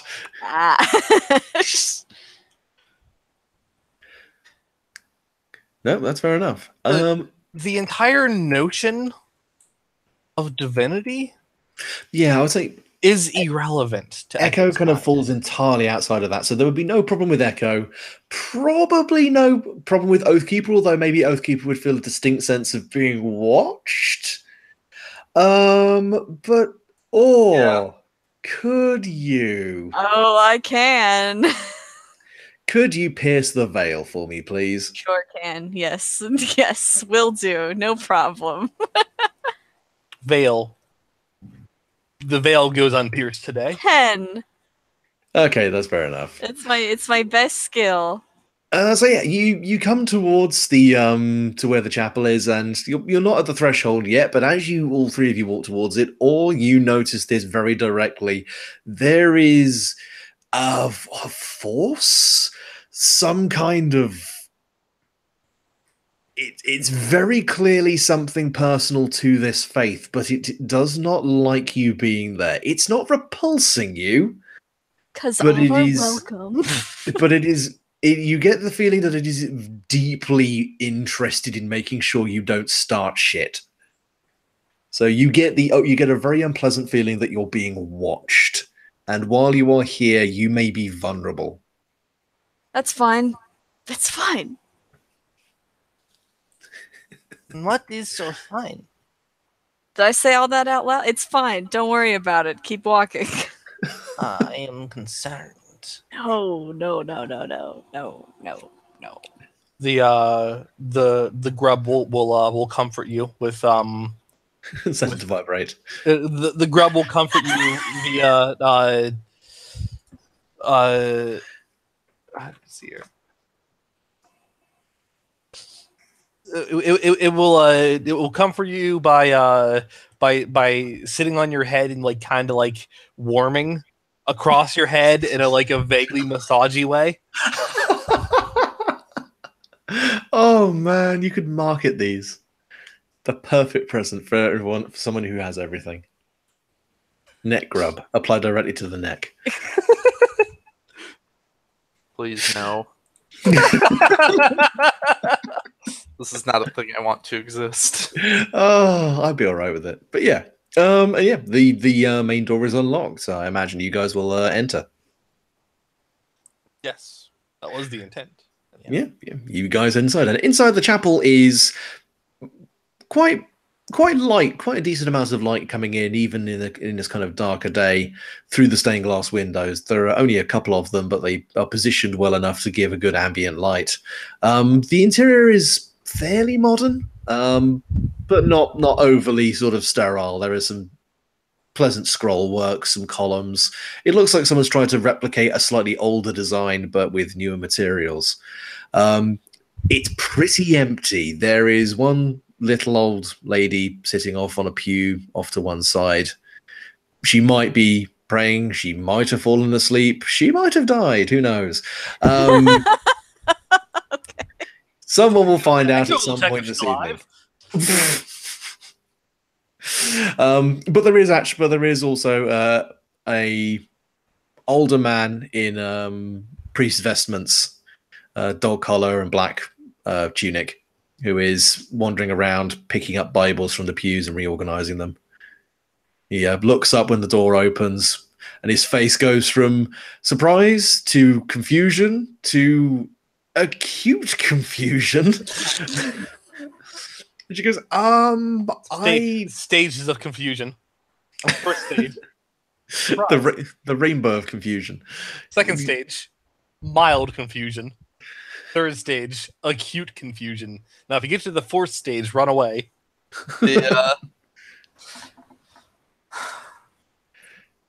This fourth stage, a ugly confusion. I don't get that, and I still hate it. Shush.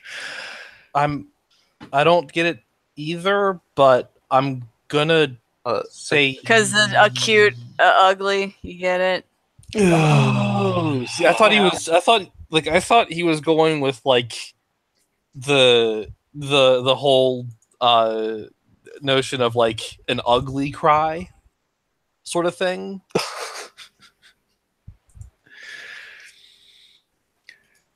So this So this priest looks at you, and after a couple of seconds of just processing what he's seeing, kind of recomposes himself, picks up, kind of puts the Bibles underneath one arm, and goes, uh, afternoon. We're not conducting. Are you here for the nativity, or we're not holding any performances? I don't think the theatre group's due to start practicing for another couple of weeks. Are you all here for? I'm sorry. Sorry. If you haven't met me before, sorry, I'm Father John Dovey. I'm the vicar here. I welcome you. It's lovely to see new people here. You are. We're looking for sanctuary. Oh, Oathkeeper turns to or just That just seemed like that's what you do, right? You need safety. Most of these places take you in. yeah, no. I am uncertain how to proceed. I do not believe this to be the correct place. His eyebrows elevate, and he kind of walks over to you slightly quickly, going, "Oh my goodness, are you all right? If it genuinely you are, if you need help, I mean, I'm here to obviously provide spiritual advice and counsel, and if you do need more specific help, I know a lot of people in the community, various support groups. Maybe we could talk in my office." Huh. Are you expecting company later? I will be conducting the 6 o'clock service. Then I'll be handing over to the night clerk. Why do you ask? Are you interested in attending the thinking server? of like, do I tell him the truth that I expect that a large amount of weapons are coming, or how do I dig myself out of this or deeper into this lie?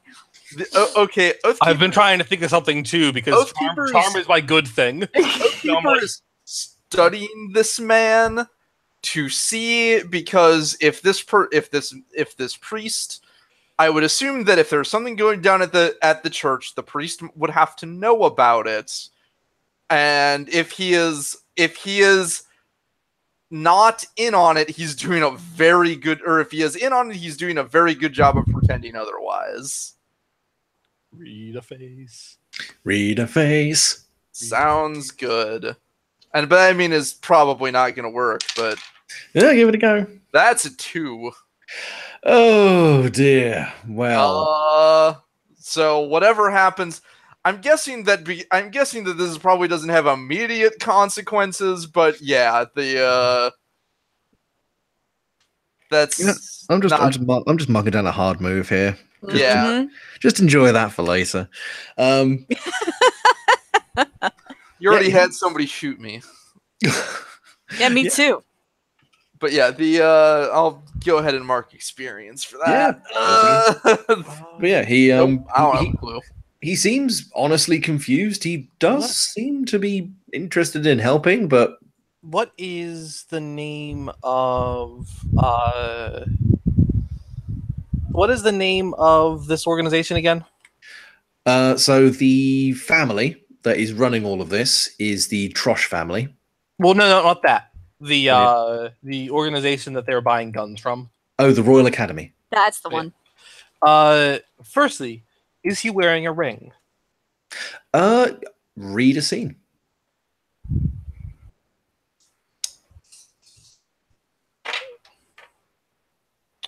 Reading a scene. Your sly is your sly better than mine? It is. And by that I mean, is it positive? Yes, it is. 1 second. I don't see why I can't just roll wrath for every roll. You did it. You can play it with just one stat now. Living the dream. Let's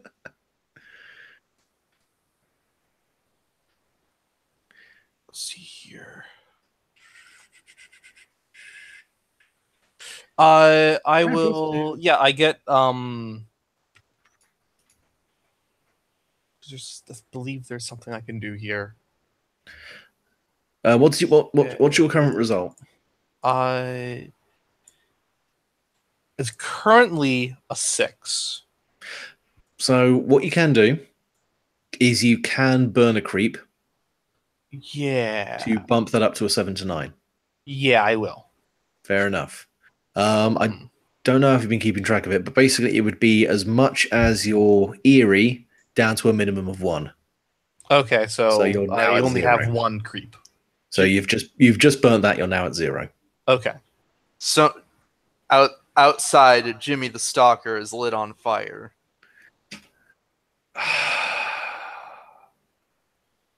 Fuck you, Nate. Fuck you, Zach. Sorry. God damn it! I'm sorry. Well, I had creep despair at one point. Oh no, because you I no, expect you to left. control him better. No, you tagged your special last time where you Oh no, that was XP, wasn't it? No, that would have been it. Okay. So yeah, you're at 0 now, but you can you will be able to regain it through certain things. Okay. Cool. So yeah, you get 7 to 9. So you may ask me a question. It can be one of the ones there. It can be something else. Well, is he at all a member of the Royal Academy? He was. You take a quick look at him, and you do note there is a tan line on his ring finger, but there is no ring. But the way that he holds himself and the physical build that he has, especially considering his slightly advanced age, he seems to be in remarkably good shape. Okay.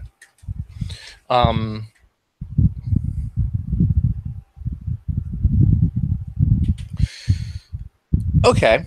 So if he's a member of the Royal Academy, then he is aware of their kind, or at the very least, vampires, or was a member of the Royal Academy. Yeah. Mm-hmm. Okay, I think I have an idea of what I'm going to do. I get a. Okay. I am going to roll charm, as she will say,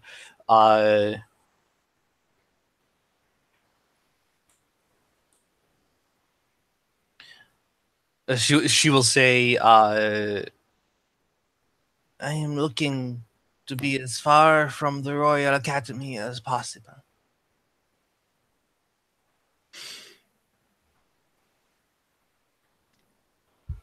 And you want to roll for charm for that? Yes. Okay. Give me plus spirited.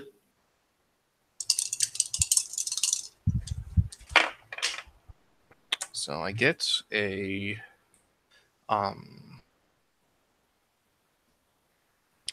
is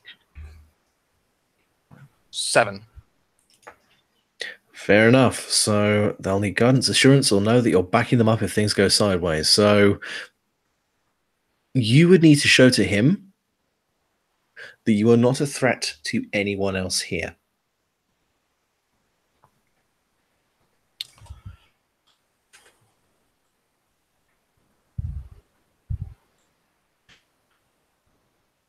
Whether that means showing him a weakness or making a verbal promise.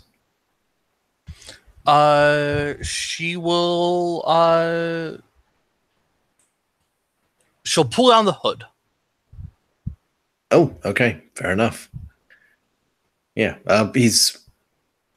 The priest's expression goes from the quizzical one it had been at, and relaxes to something a lot more stern, but at the same time mellow. And goes, well, suppose that makes a lot of sense. So you want to get away from them, hmm? I think you had better come in the back.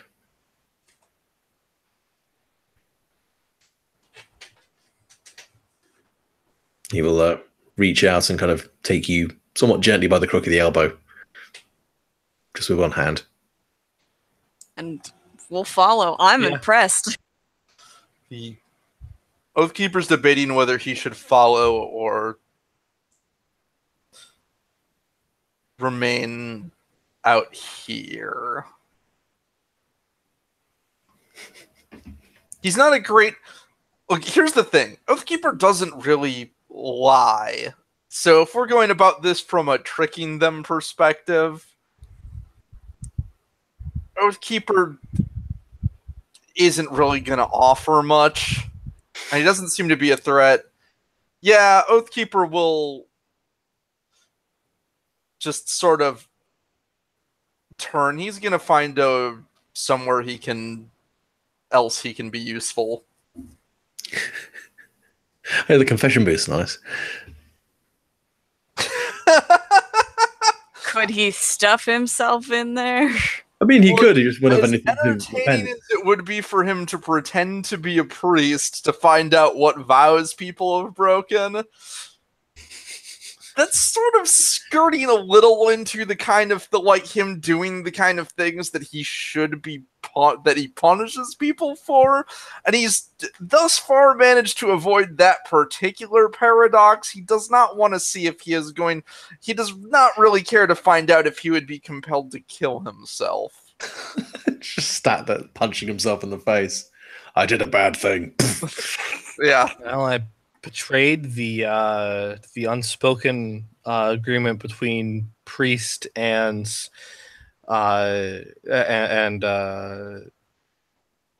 Confessioner. confessioner. Well, Yeah. I guess I gotta turn the sword on myself. But, counterpoint, what better way to find out who has broken an oath than in a confessional? Oh, it's true. He is aware of that. He has been aware of that for quite some time. But Is he just like? Does he spend some time just kind of like looking at it, going over this this moral quandary again for the 1000th time? The church is empty, and a service isn't going to be for a while, so he has no reason to believe that anybody is about to show up to confess. B, the kind of people we are looking for probably don't go to confession. And C, usually when he manifests, he has at least some idea of his purpose and a particular target. So he doesn't often need to specifically find a random person to target. Mm-hmm. He's usually got someone in mind already. But yeah, he's going to. I guess if there's probably no conventional window in the church. I mean, there are some like flues for actual airflow, but no like proper windows. Because he was going to see he would want a vantage point somewhere that he can watch the streets for activity. But There's a bell tower. Well, go up there and fucking probably brew. not allowed up there, and his frame is not well conducive to tight winding staircases. Just imagine he has to get off there in a hurry, just falls off the church. Just goes clump. I mean, no, he'd just jump outside, jump out of the church tower if he needed to get somewhere in a hurry and land in the street or something with a tremendous thud. And you don't want to do that. I'm so disappointed in you, Zach. I mean, Well, sure. anyway, Oathkeeper is get back to him later freaking out where he wants to be. Yeah. So the priest leads primarily Echo, but seems to be aware that Aura is coming with, at the very least, through the kind of rear door into the, I keep forgetting what it's called, the cloister or something along those lines, the official office of the priest, and immediately it becomes obvious as he unlocks the door, this is a reinforced door he's leading you through, and within is a fairly respectable looking, if somewhat cheaply put together office, desk, PC, rather extensive collection of books across one back wall, what looks like an actual kind of natural window open to the outside, but with bars over the outside of it. And he heads over to the desk and waits by it, resting one hand on the top. I think he better take a seat if that's the case. I had noticed that you no longer wear such a ring. No, I don't. Then you bear no further affiliation with them. If you don't mind me asking, gestures to Wolf. Would you mind closing that? Yeah, she'll close the door. There aren't a lot of people who still know about them who aren't directly involved, and I'd rather we didn't talk about this too publicly. You're right, yes. I don't care to hazard a guess as to how you work that out, but I'll put it down to intuition. I suppose you're here because he gestures with an arm at the wall, but threw that towards the rough direction of the tower block, and because of them lot over there, what they're intending on doing tonight. Well, I can't say I approve, and I'm not going to be one to instigate any kind of riot or slaughter on this place, on these premises. If that's what you're expecting, then I'm sorry to disappoint you, but brothers or not, I will not let them set foot in this place. This is a house of God. I will not turn it into some marketplace for them to exchange whatever they've got there for whatever services the Academy wishes to provide. So then maybe we do have the wrong place. So there is something happening tonight.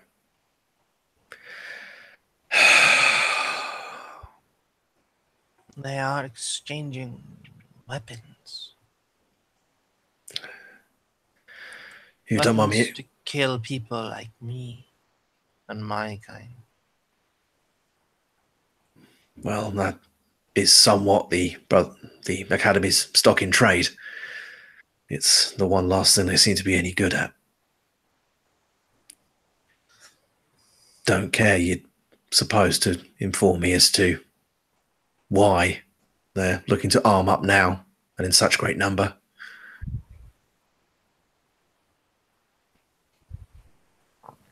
A threat to their master.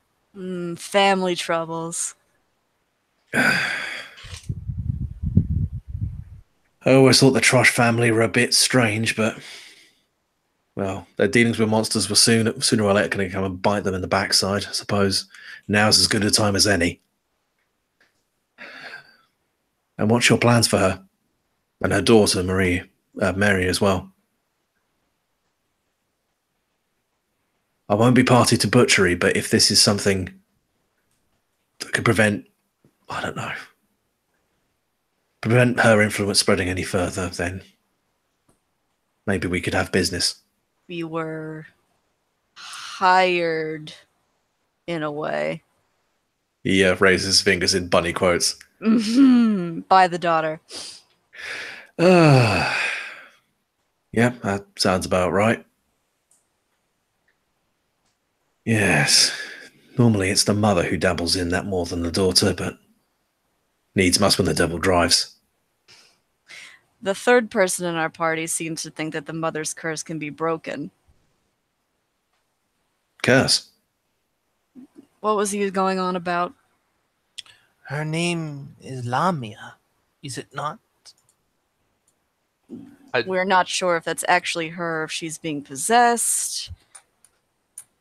I will say at this point, if you're being honest with him, Oathkeeper is probably still outside internally debating his next course of action if you wish to try and grab him to explain. She will one of her grubs will come out of her calf and will go and like kind of be itself at the door a couple of times until it opens. Yeah. Father David will just kind of walk over, open the door, wait for it to buzz out, then gently close it again. It goes and goes to Oathkeeper. Yeah. And does he like so does he have any straps that would seemingly keep the armor in place? No, that was one of the things I established about them is any normal kind of thing that seems like it should keep the armor in place, he does not actually have. It's one of the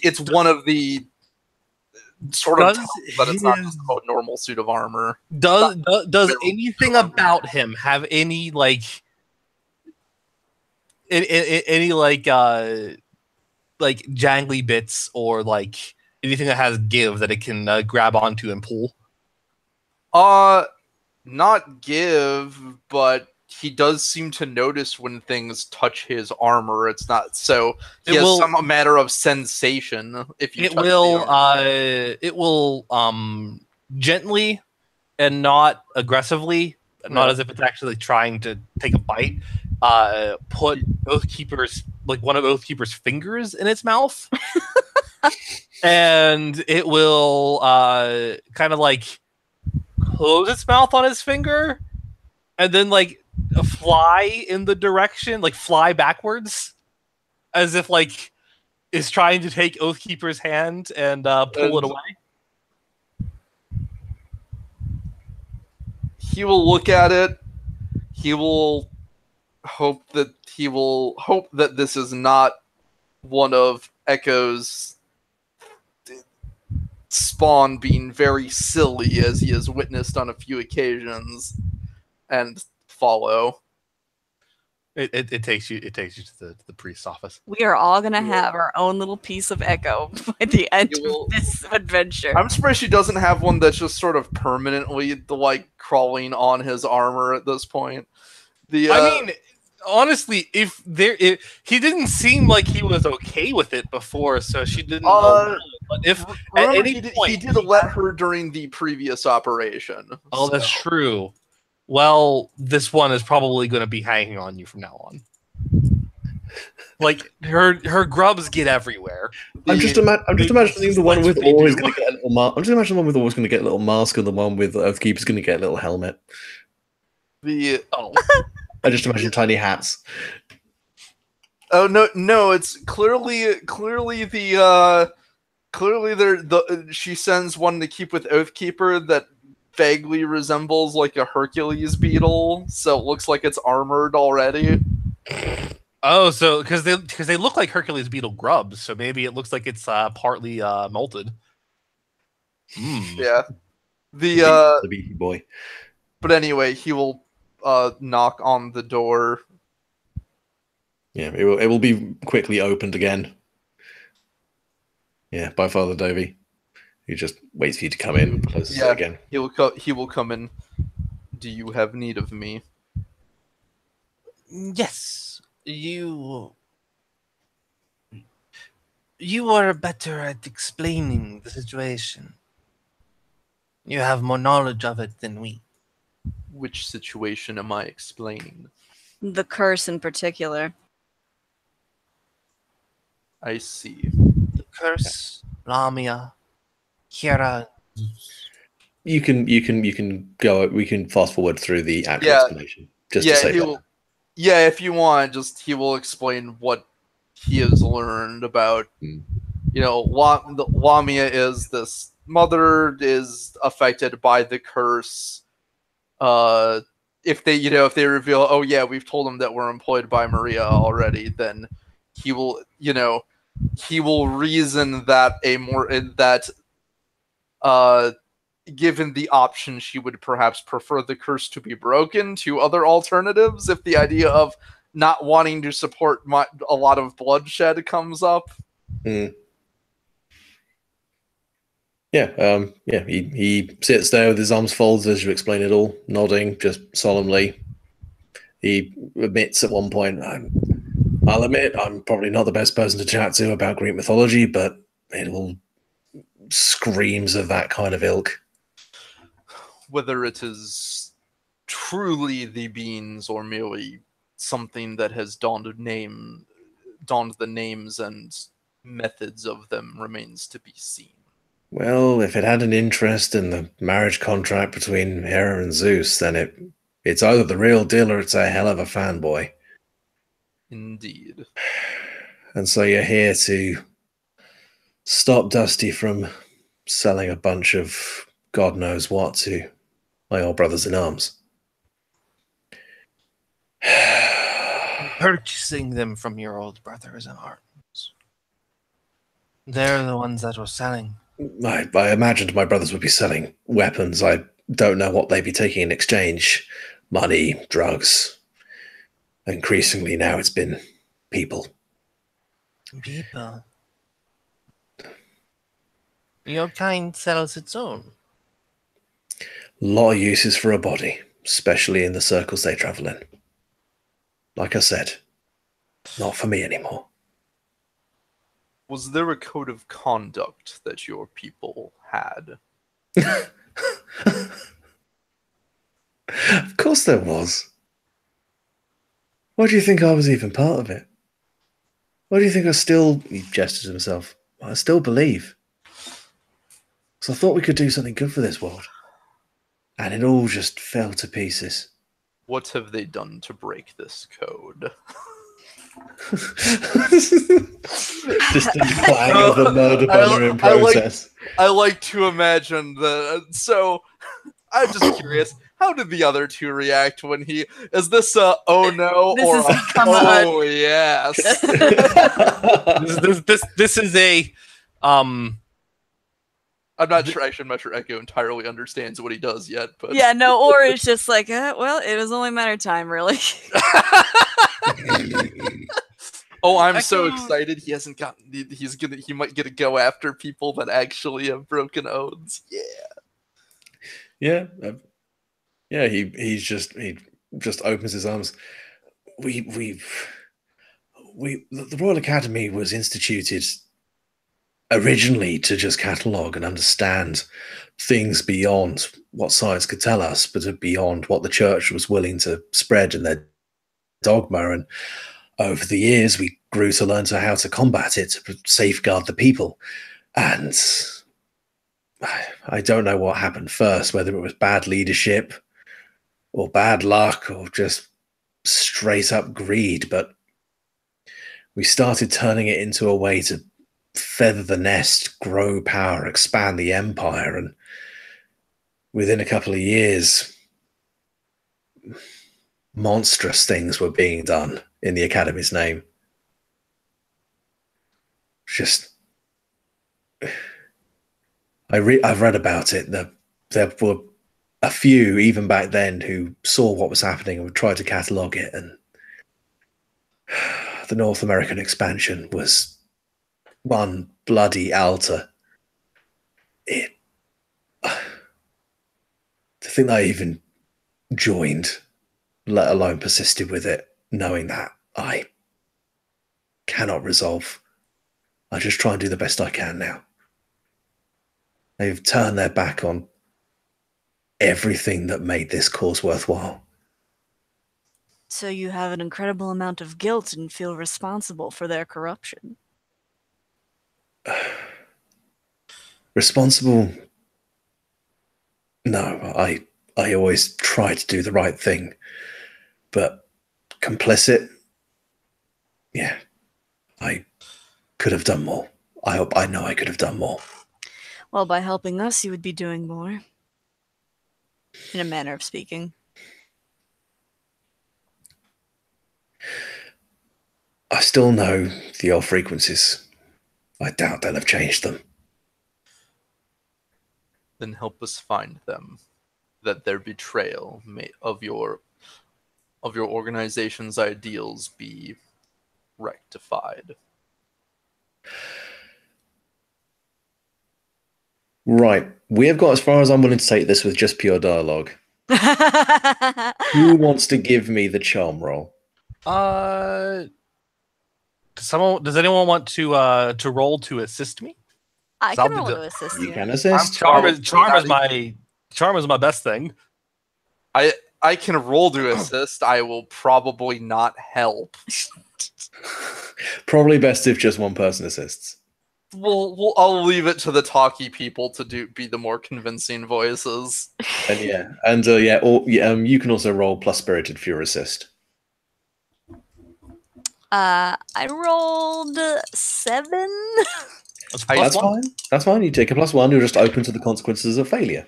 Yeah, I feel like I feel like I can't argue wrath here that the priest may not be swayed by Oathkeeper's ability to inflict violence upon his enemy. Yeah, fuck me or mates up. No. I got an 11. On charm. Excellent. Yeah, okay, so they'll do it, provided you are sincere. She We're pretty sincere about this. pretty sincere. If it helps, Echo will say These kind, being armed as they will be, will broker a destruction of me and my brood.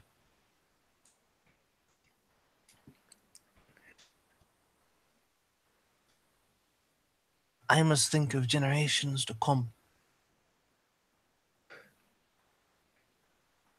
It's surprising how few people remember to keep an eye on the future and don't just live in the now.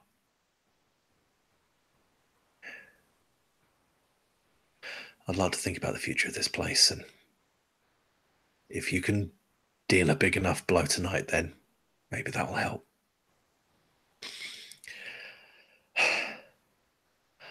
I'll keep an ear open on the channels. They'll most likely try and keep it under some kind of code, but I should be able to get a rough idea about where they'll be conducting this. I'll only be able to know what's happening on the Academy side. I won't have any idea about what Dusty's bringing, how many people, or anything like that, but I can at least give you a rough idea about when and where. Your assistance is greatly appreciated.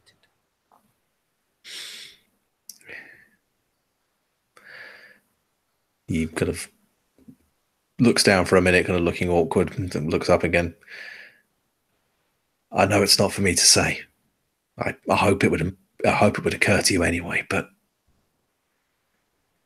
I understand this will be bloody. I understand that it is in your nature to, well, kill. But please don't leave a charnel house. The people who live here, they need some kind of stability, and an open bloodbath in the streets will lead to more fear and more divisiveness than I can manage.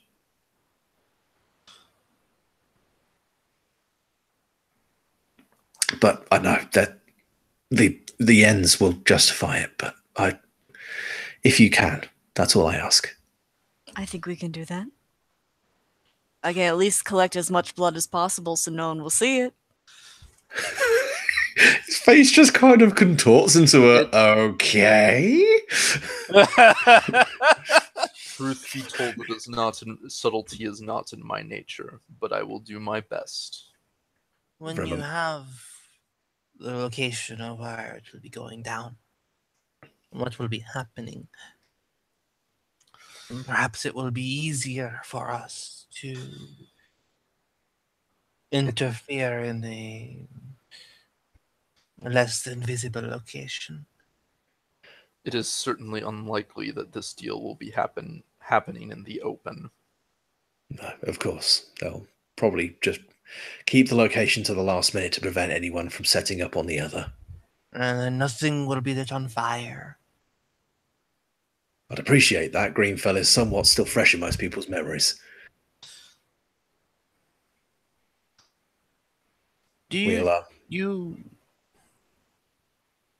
she like kind of like leans forward because she has like a personal curiosity. You seem so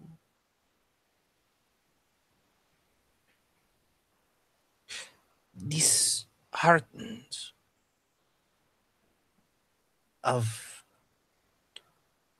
death. I've seen enough of it, and I've done enough of it. I've drunk my fill, and I would rather it would end here, but times we live in, especially the people around here, I can't pick and choose when and where I fight my battles now. I will admit I am ignorant to the moral values of your kind. But where I come from, death is A singular death, not the loss of an entire generation, is valued. All things have purpose in the body.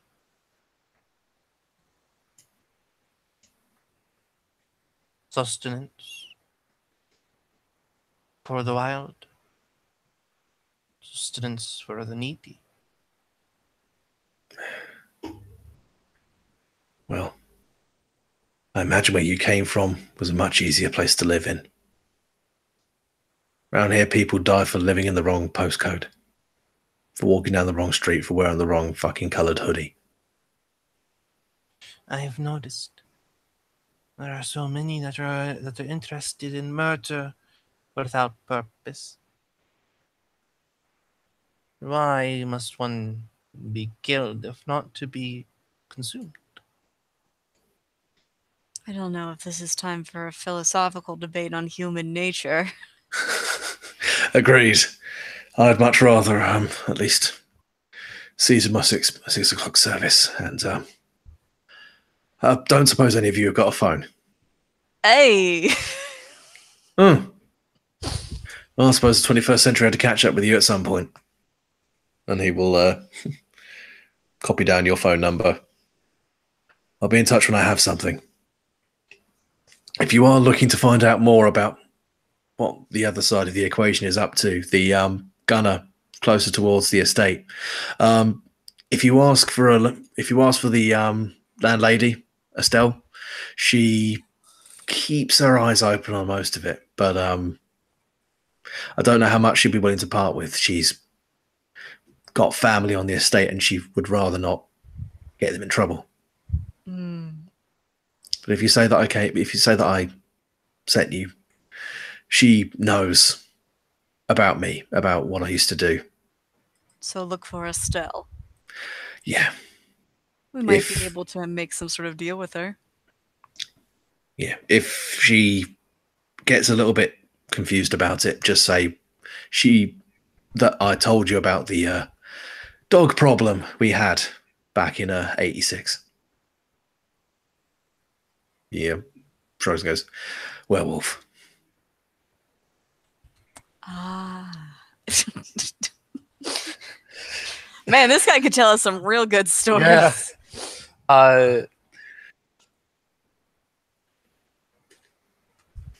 It seems like everyone's getting ready to leave then.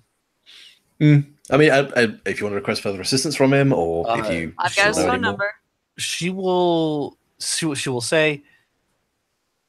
I know we were discarding the topic of human morality, but I must ask, does none of your kind accept willing sacrifice? In a way, I suppose. There is obviously the sacrifice. There's giving up your life so another can live. There's giving up organs, blood. But is there none who accept to be consumed, to be host to a new brood, so that all are happy? Honestly, I don't travel in the right kind of circles to answer that question truthfully. I suppose London's a big city. There's Out I of was kind of character. hoping he'd say something about Jesus. Out of character. Yeah, I was hoping that he would be like, Well, my child, let me show you. you're towing the line of talking about juicy Christ here. So juicy Christ chunks. Here's a wafer and some wine. Let me tell you about. I realized that it was just like, oh man, if she talks about how sacrifices go in her culture, like that might make a like an actual like Christian priest go, shit, that's some Jesus level kind of shit. That's some shit. I'm sure we can learn about the good word. Yeah, he just kind of looks at you, kind of thinks it over a second, and goes, and then just pulls some pamphlets over about the resurrection and hands them over to her. Oh well.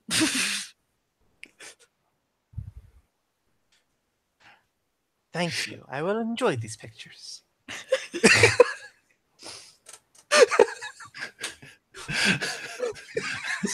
That's the most receptive anyone's ever been to him yet, so he's going to take that as a win. Oh dear. Like, I was just bear in mind as well, this is ex-monster hunter turned priest with air quotes around the priest bit, so... Yeah.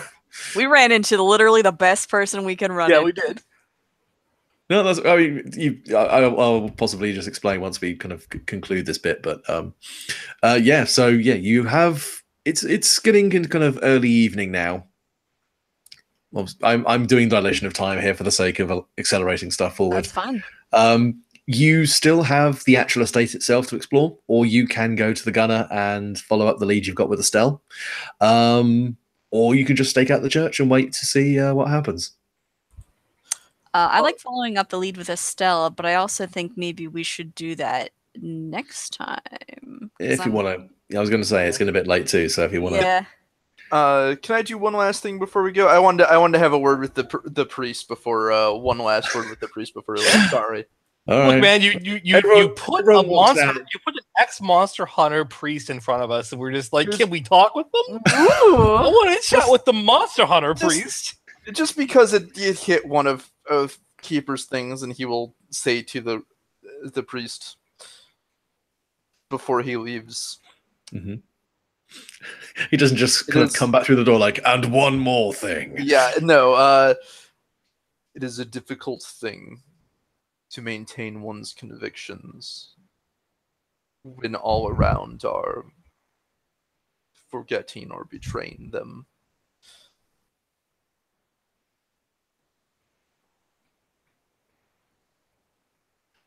Well, I tried. I may not have succeeded much, but I did what I thought at the time I could. I just keep beating myself up because I know I could have done more.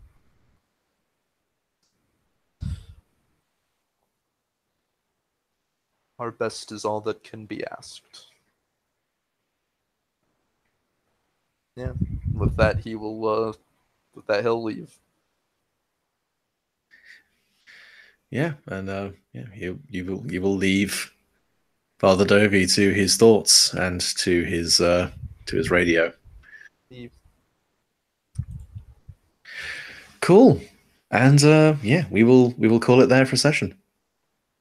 Bum, Yay. bum, bum. Dun dun That dun. was very fun. It was fun. Sorry if I was a little out of it. It's been a long day. That's Yeah. fine. I came into this fully appreciating that you guys were going to be emotionally strung, so Yeah. hopefully this has been okay. Yeah. No, Yeah. it was good. It's a good way to kind of unwind and to have a little fun and forget the troubles of the day. Battletoads 2 has been announced. Yeah. Question, Amanda, were you planning that whole phrase just now? Like, 'cause It's I not a know joke. you. it's not a joke. I know. I know you. I know you too, Nada. We've been dating for what, like 15 years now? And that seems like a very you thing to do. Just to say this thing that can be like wax philosophical and like seem very meaningful and, Uh-huh. and personal, and then be like, oh, and Battletoads 2 has been Punchline. Just stab me Yeah. with it. Yeah, that's me. That's my sense of humor. Just all the way back in the underground, Dogface just kind of pauses, runs back over to the drum kit and goes, Because I will never forget. I will never forget the beginning of our road trip to Chicago. Oh, oh god. what did I do? I forgot. What did I do? You forgot. I did. Yes, but we were talking about like like where we were going to stop off first and everything. Then you were and you had like some like insightful ideas and everything, and then you were like, but anyway, here's Wonderwall. And then you played Wonderwall. Yeah, then I played Wonderwall. That memory has not left me, and it will never leave me. Mm-hmm. I now just expect this from you. Thank you for the games, Luke. I'm glad I could Very good time. provide some dumb shit.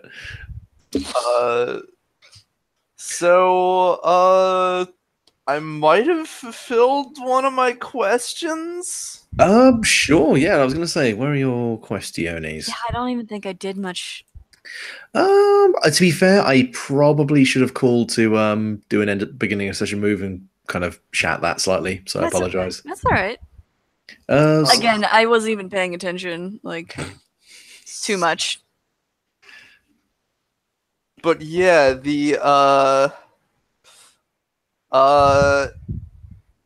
I wonder if I'll ever be capable of hope. He met someone who stuck to his core beliefs even though everyone else around him was not. Yeah, I'd say that makes sense. So yeah, I would say there are still people in this world that value their oaths. yeah, that should be good. There is just one thing you will have to.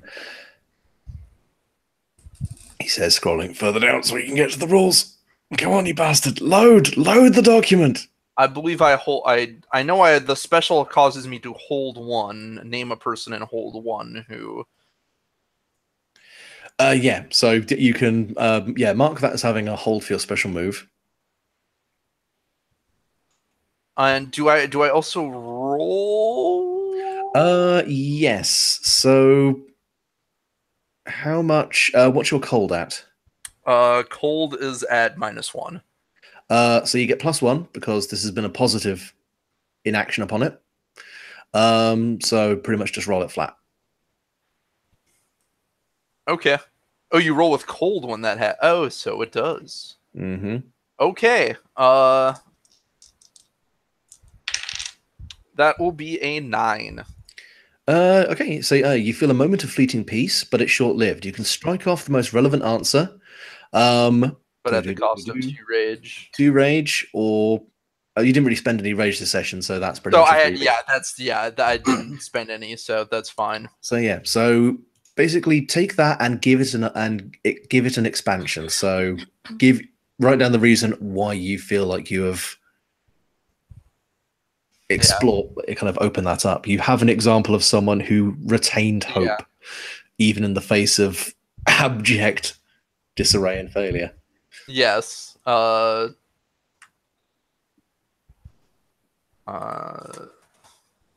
say someone who maintained their oaths in the face of failure and chaos. Perfect.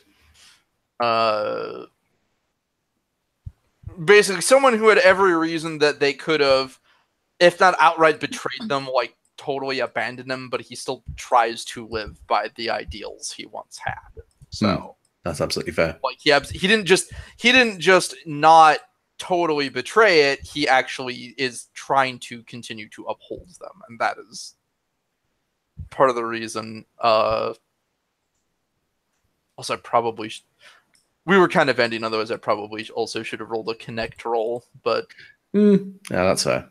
For what I kind of have, because I kind of have in mind. I don't know if I want to firmly establish it or if it'll come up at all, but I kind of have a backstory in mind now for the Oathkeeper. What he was, who he was, and how he came to be. But no, that's fair. It doesn't necessarily need to come up. I understand sometimes it's more interesting.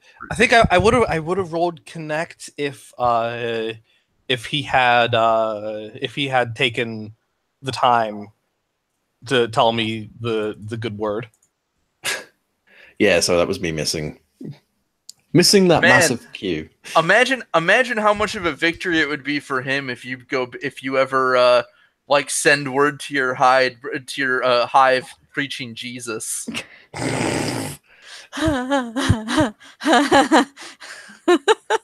My Oh, Religious, deeply Christian bug people. Born again bugs. this is my flesh, and this is also my flesh, and that's some more of my flesh. Nate, do you want to play a born again bug person? yes. Oh god. There you go. I'll play a born again bug. Oh. What is this, Manda? That's amazing. Ba-ba-ba-da. Wow. I don't think she would become a born again bug. However, she would appreciate The she symbolism the of symbolism the there. message. Maybe we're not so different after all. See, Jesus, bug people, it's basically the same thing. Well, I mean, no, but still, she would appreciate the idea that that it is that there are some that can't understand that sometimes it's the sacrifice can be a glorious thing for your kind. Cool. So, I feel I also feel like I should mark marked on death or the image death or repentance, as we did deal with someone who was very repentant of any transgressions he may have once committed. Oh, that's true. He This is is also true. repentant and was attempting to Yeah. uphold them again. Yeah. He admitted that he thought he might have been able to do more, or may have at some point strayed a bit. But That's fair enough. And if you think that's fair. I'd say that's fair, actually. Like, this is a good example of someone actively, again, finding an example of someone who was able to repent to the point where Oathkeeper went, I approve of this. I learned something from Yeah. this. And I would also say, Manda, if you do feel like there's something coming up that you feel could work as an image, you feel free to add it. Okay, thank you. You get 4 images, right? You can get up to 4, yeah. I have 2, so. So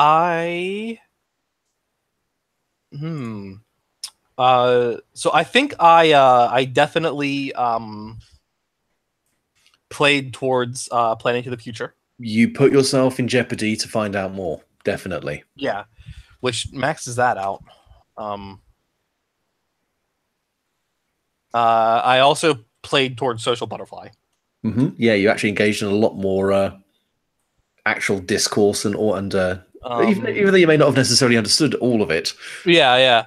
And can I justify adding another image of Indomitable? So not backing down in the face of threats. Threats, or specifically things that wish to control her.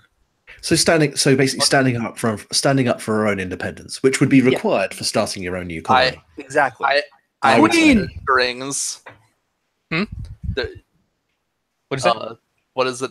There are no strings on me. Something like that. Yeah. Yeah. Could I justify that because that's like the second time she's done that. Yeah, I would say so. I mean, because she was kind of reactive in the first session, and now she's starting to get a lot more kind of her feet underneath her. So yeah, I would say that makes sense as a new image. Okay.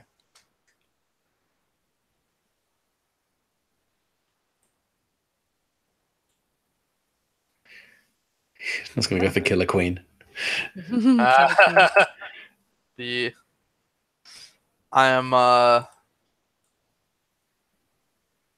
I am greatly looking forward to encountering this academy now. They're going to be entertaining. Also, the results of not going to the other place are also going to be very entertaining. Oh boy. Yeah.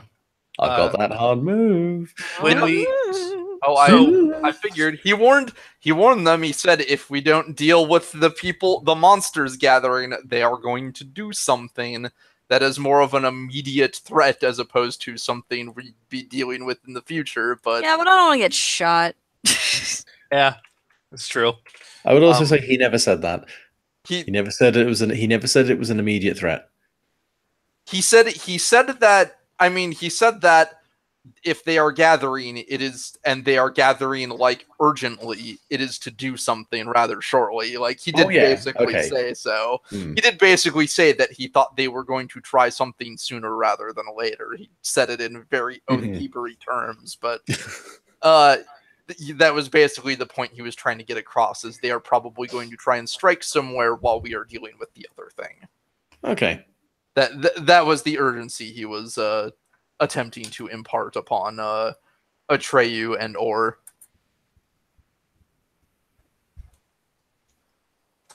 The other point I wish I could have brought up, I realized I should have brought up, was if we attack the deal, the guns are still going to be a problem. We'll be dealing with potentially with trained hunters with guns instead of random thugs with guns. Eat the guns. Now I'm okay with the way things turned out, because I'm gonna hopefully get to murk some fools who have broken some oaths in a very major way, and we'll get to see some fun things. Well, if that's everything, I'm probably gonna back out of the call. Get a little I'm gonna extra end the food recording. in me. I'm gonna get asleep. All right, Good good night. night. Sleep tight. Thank you.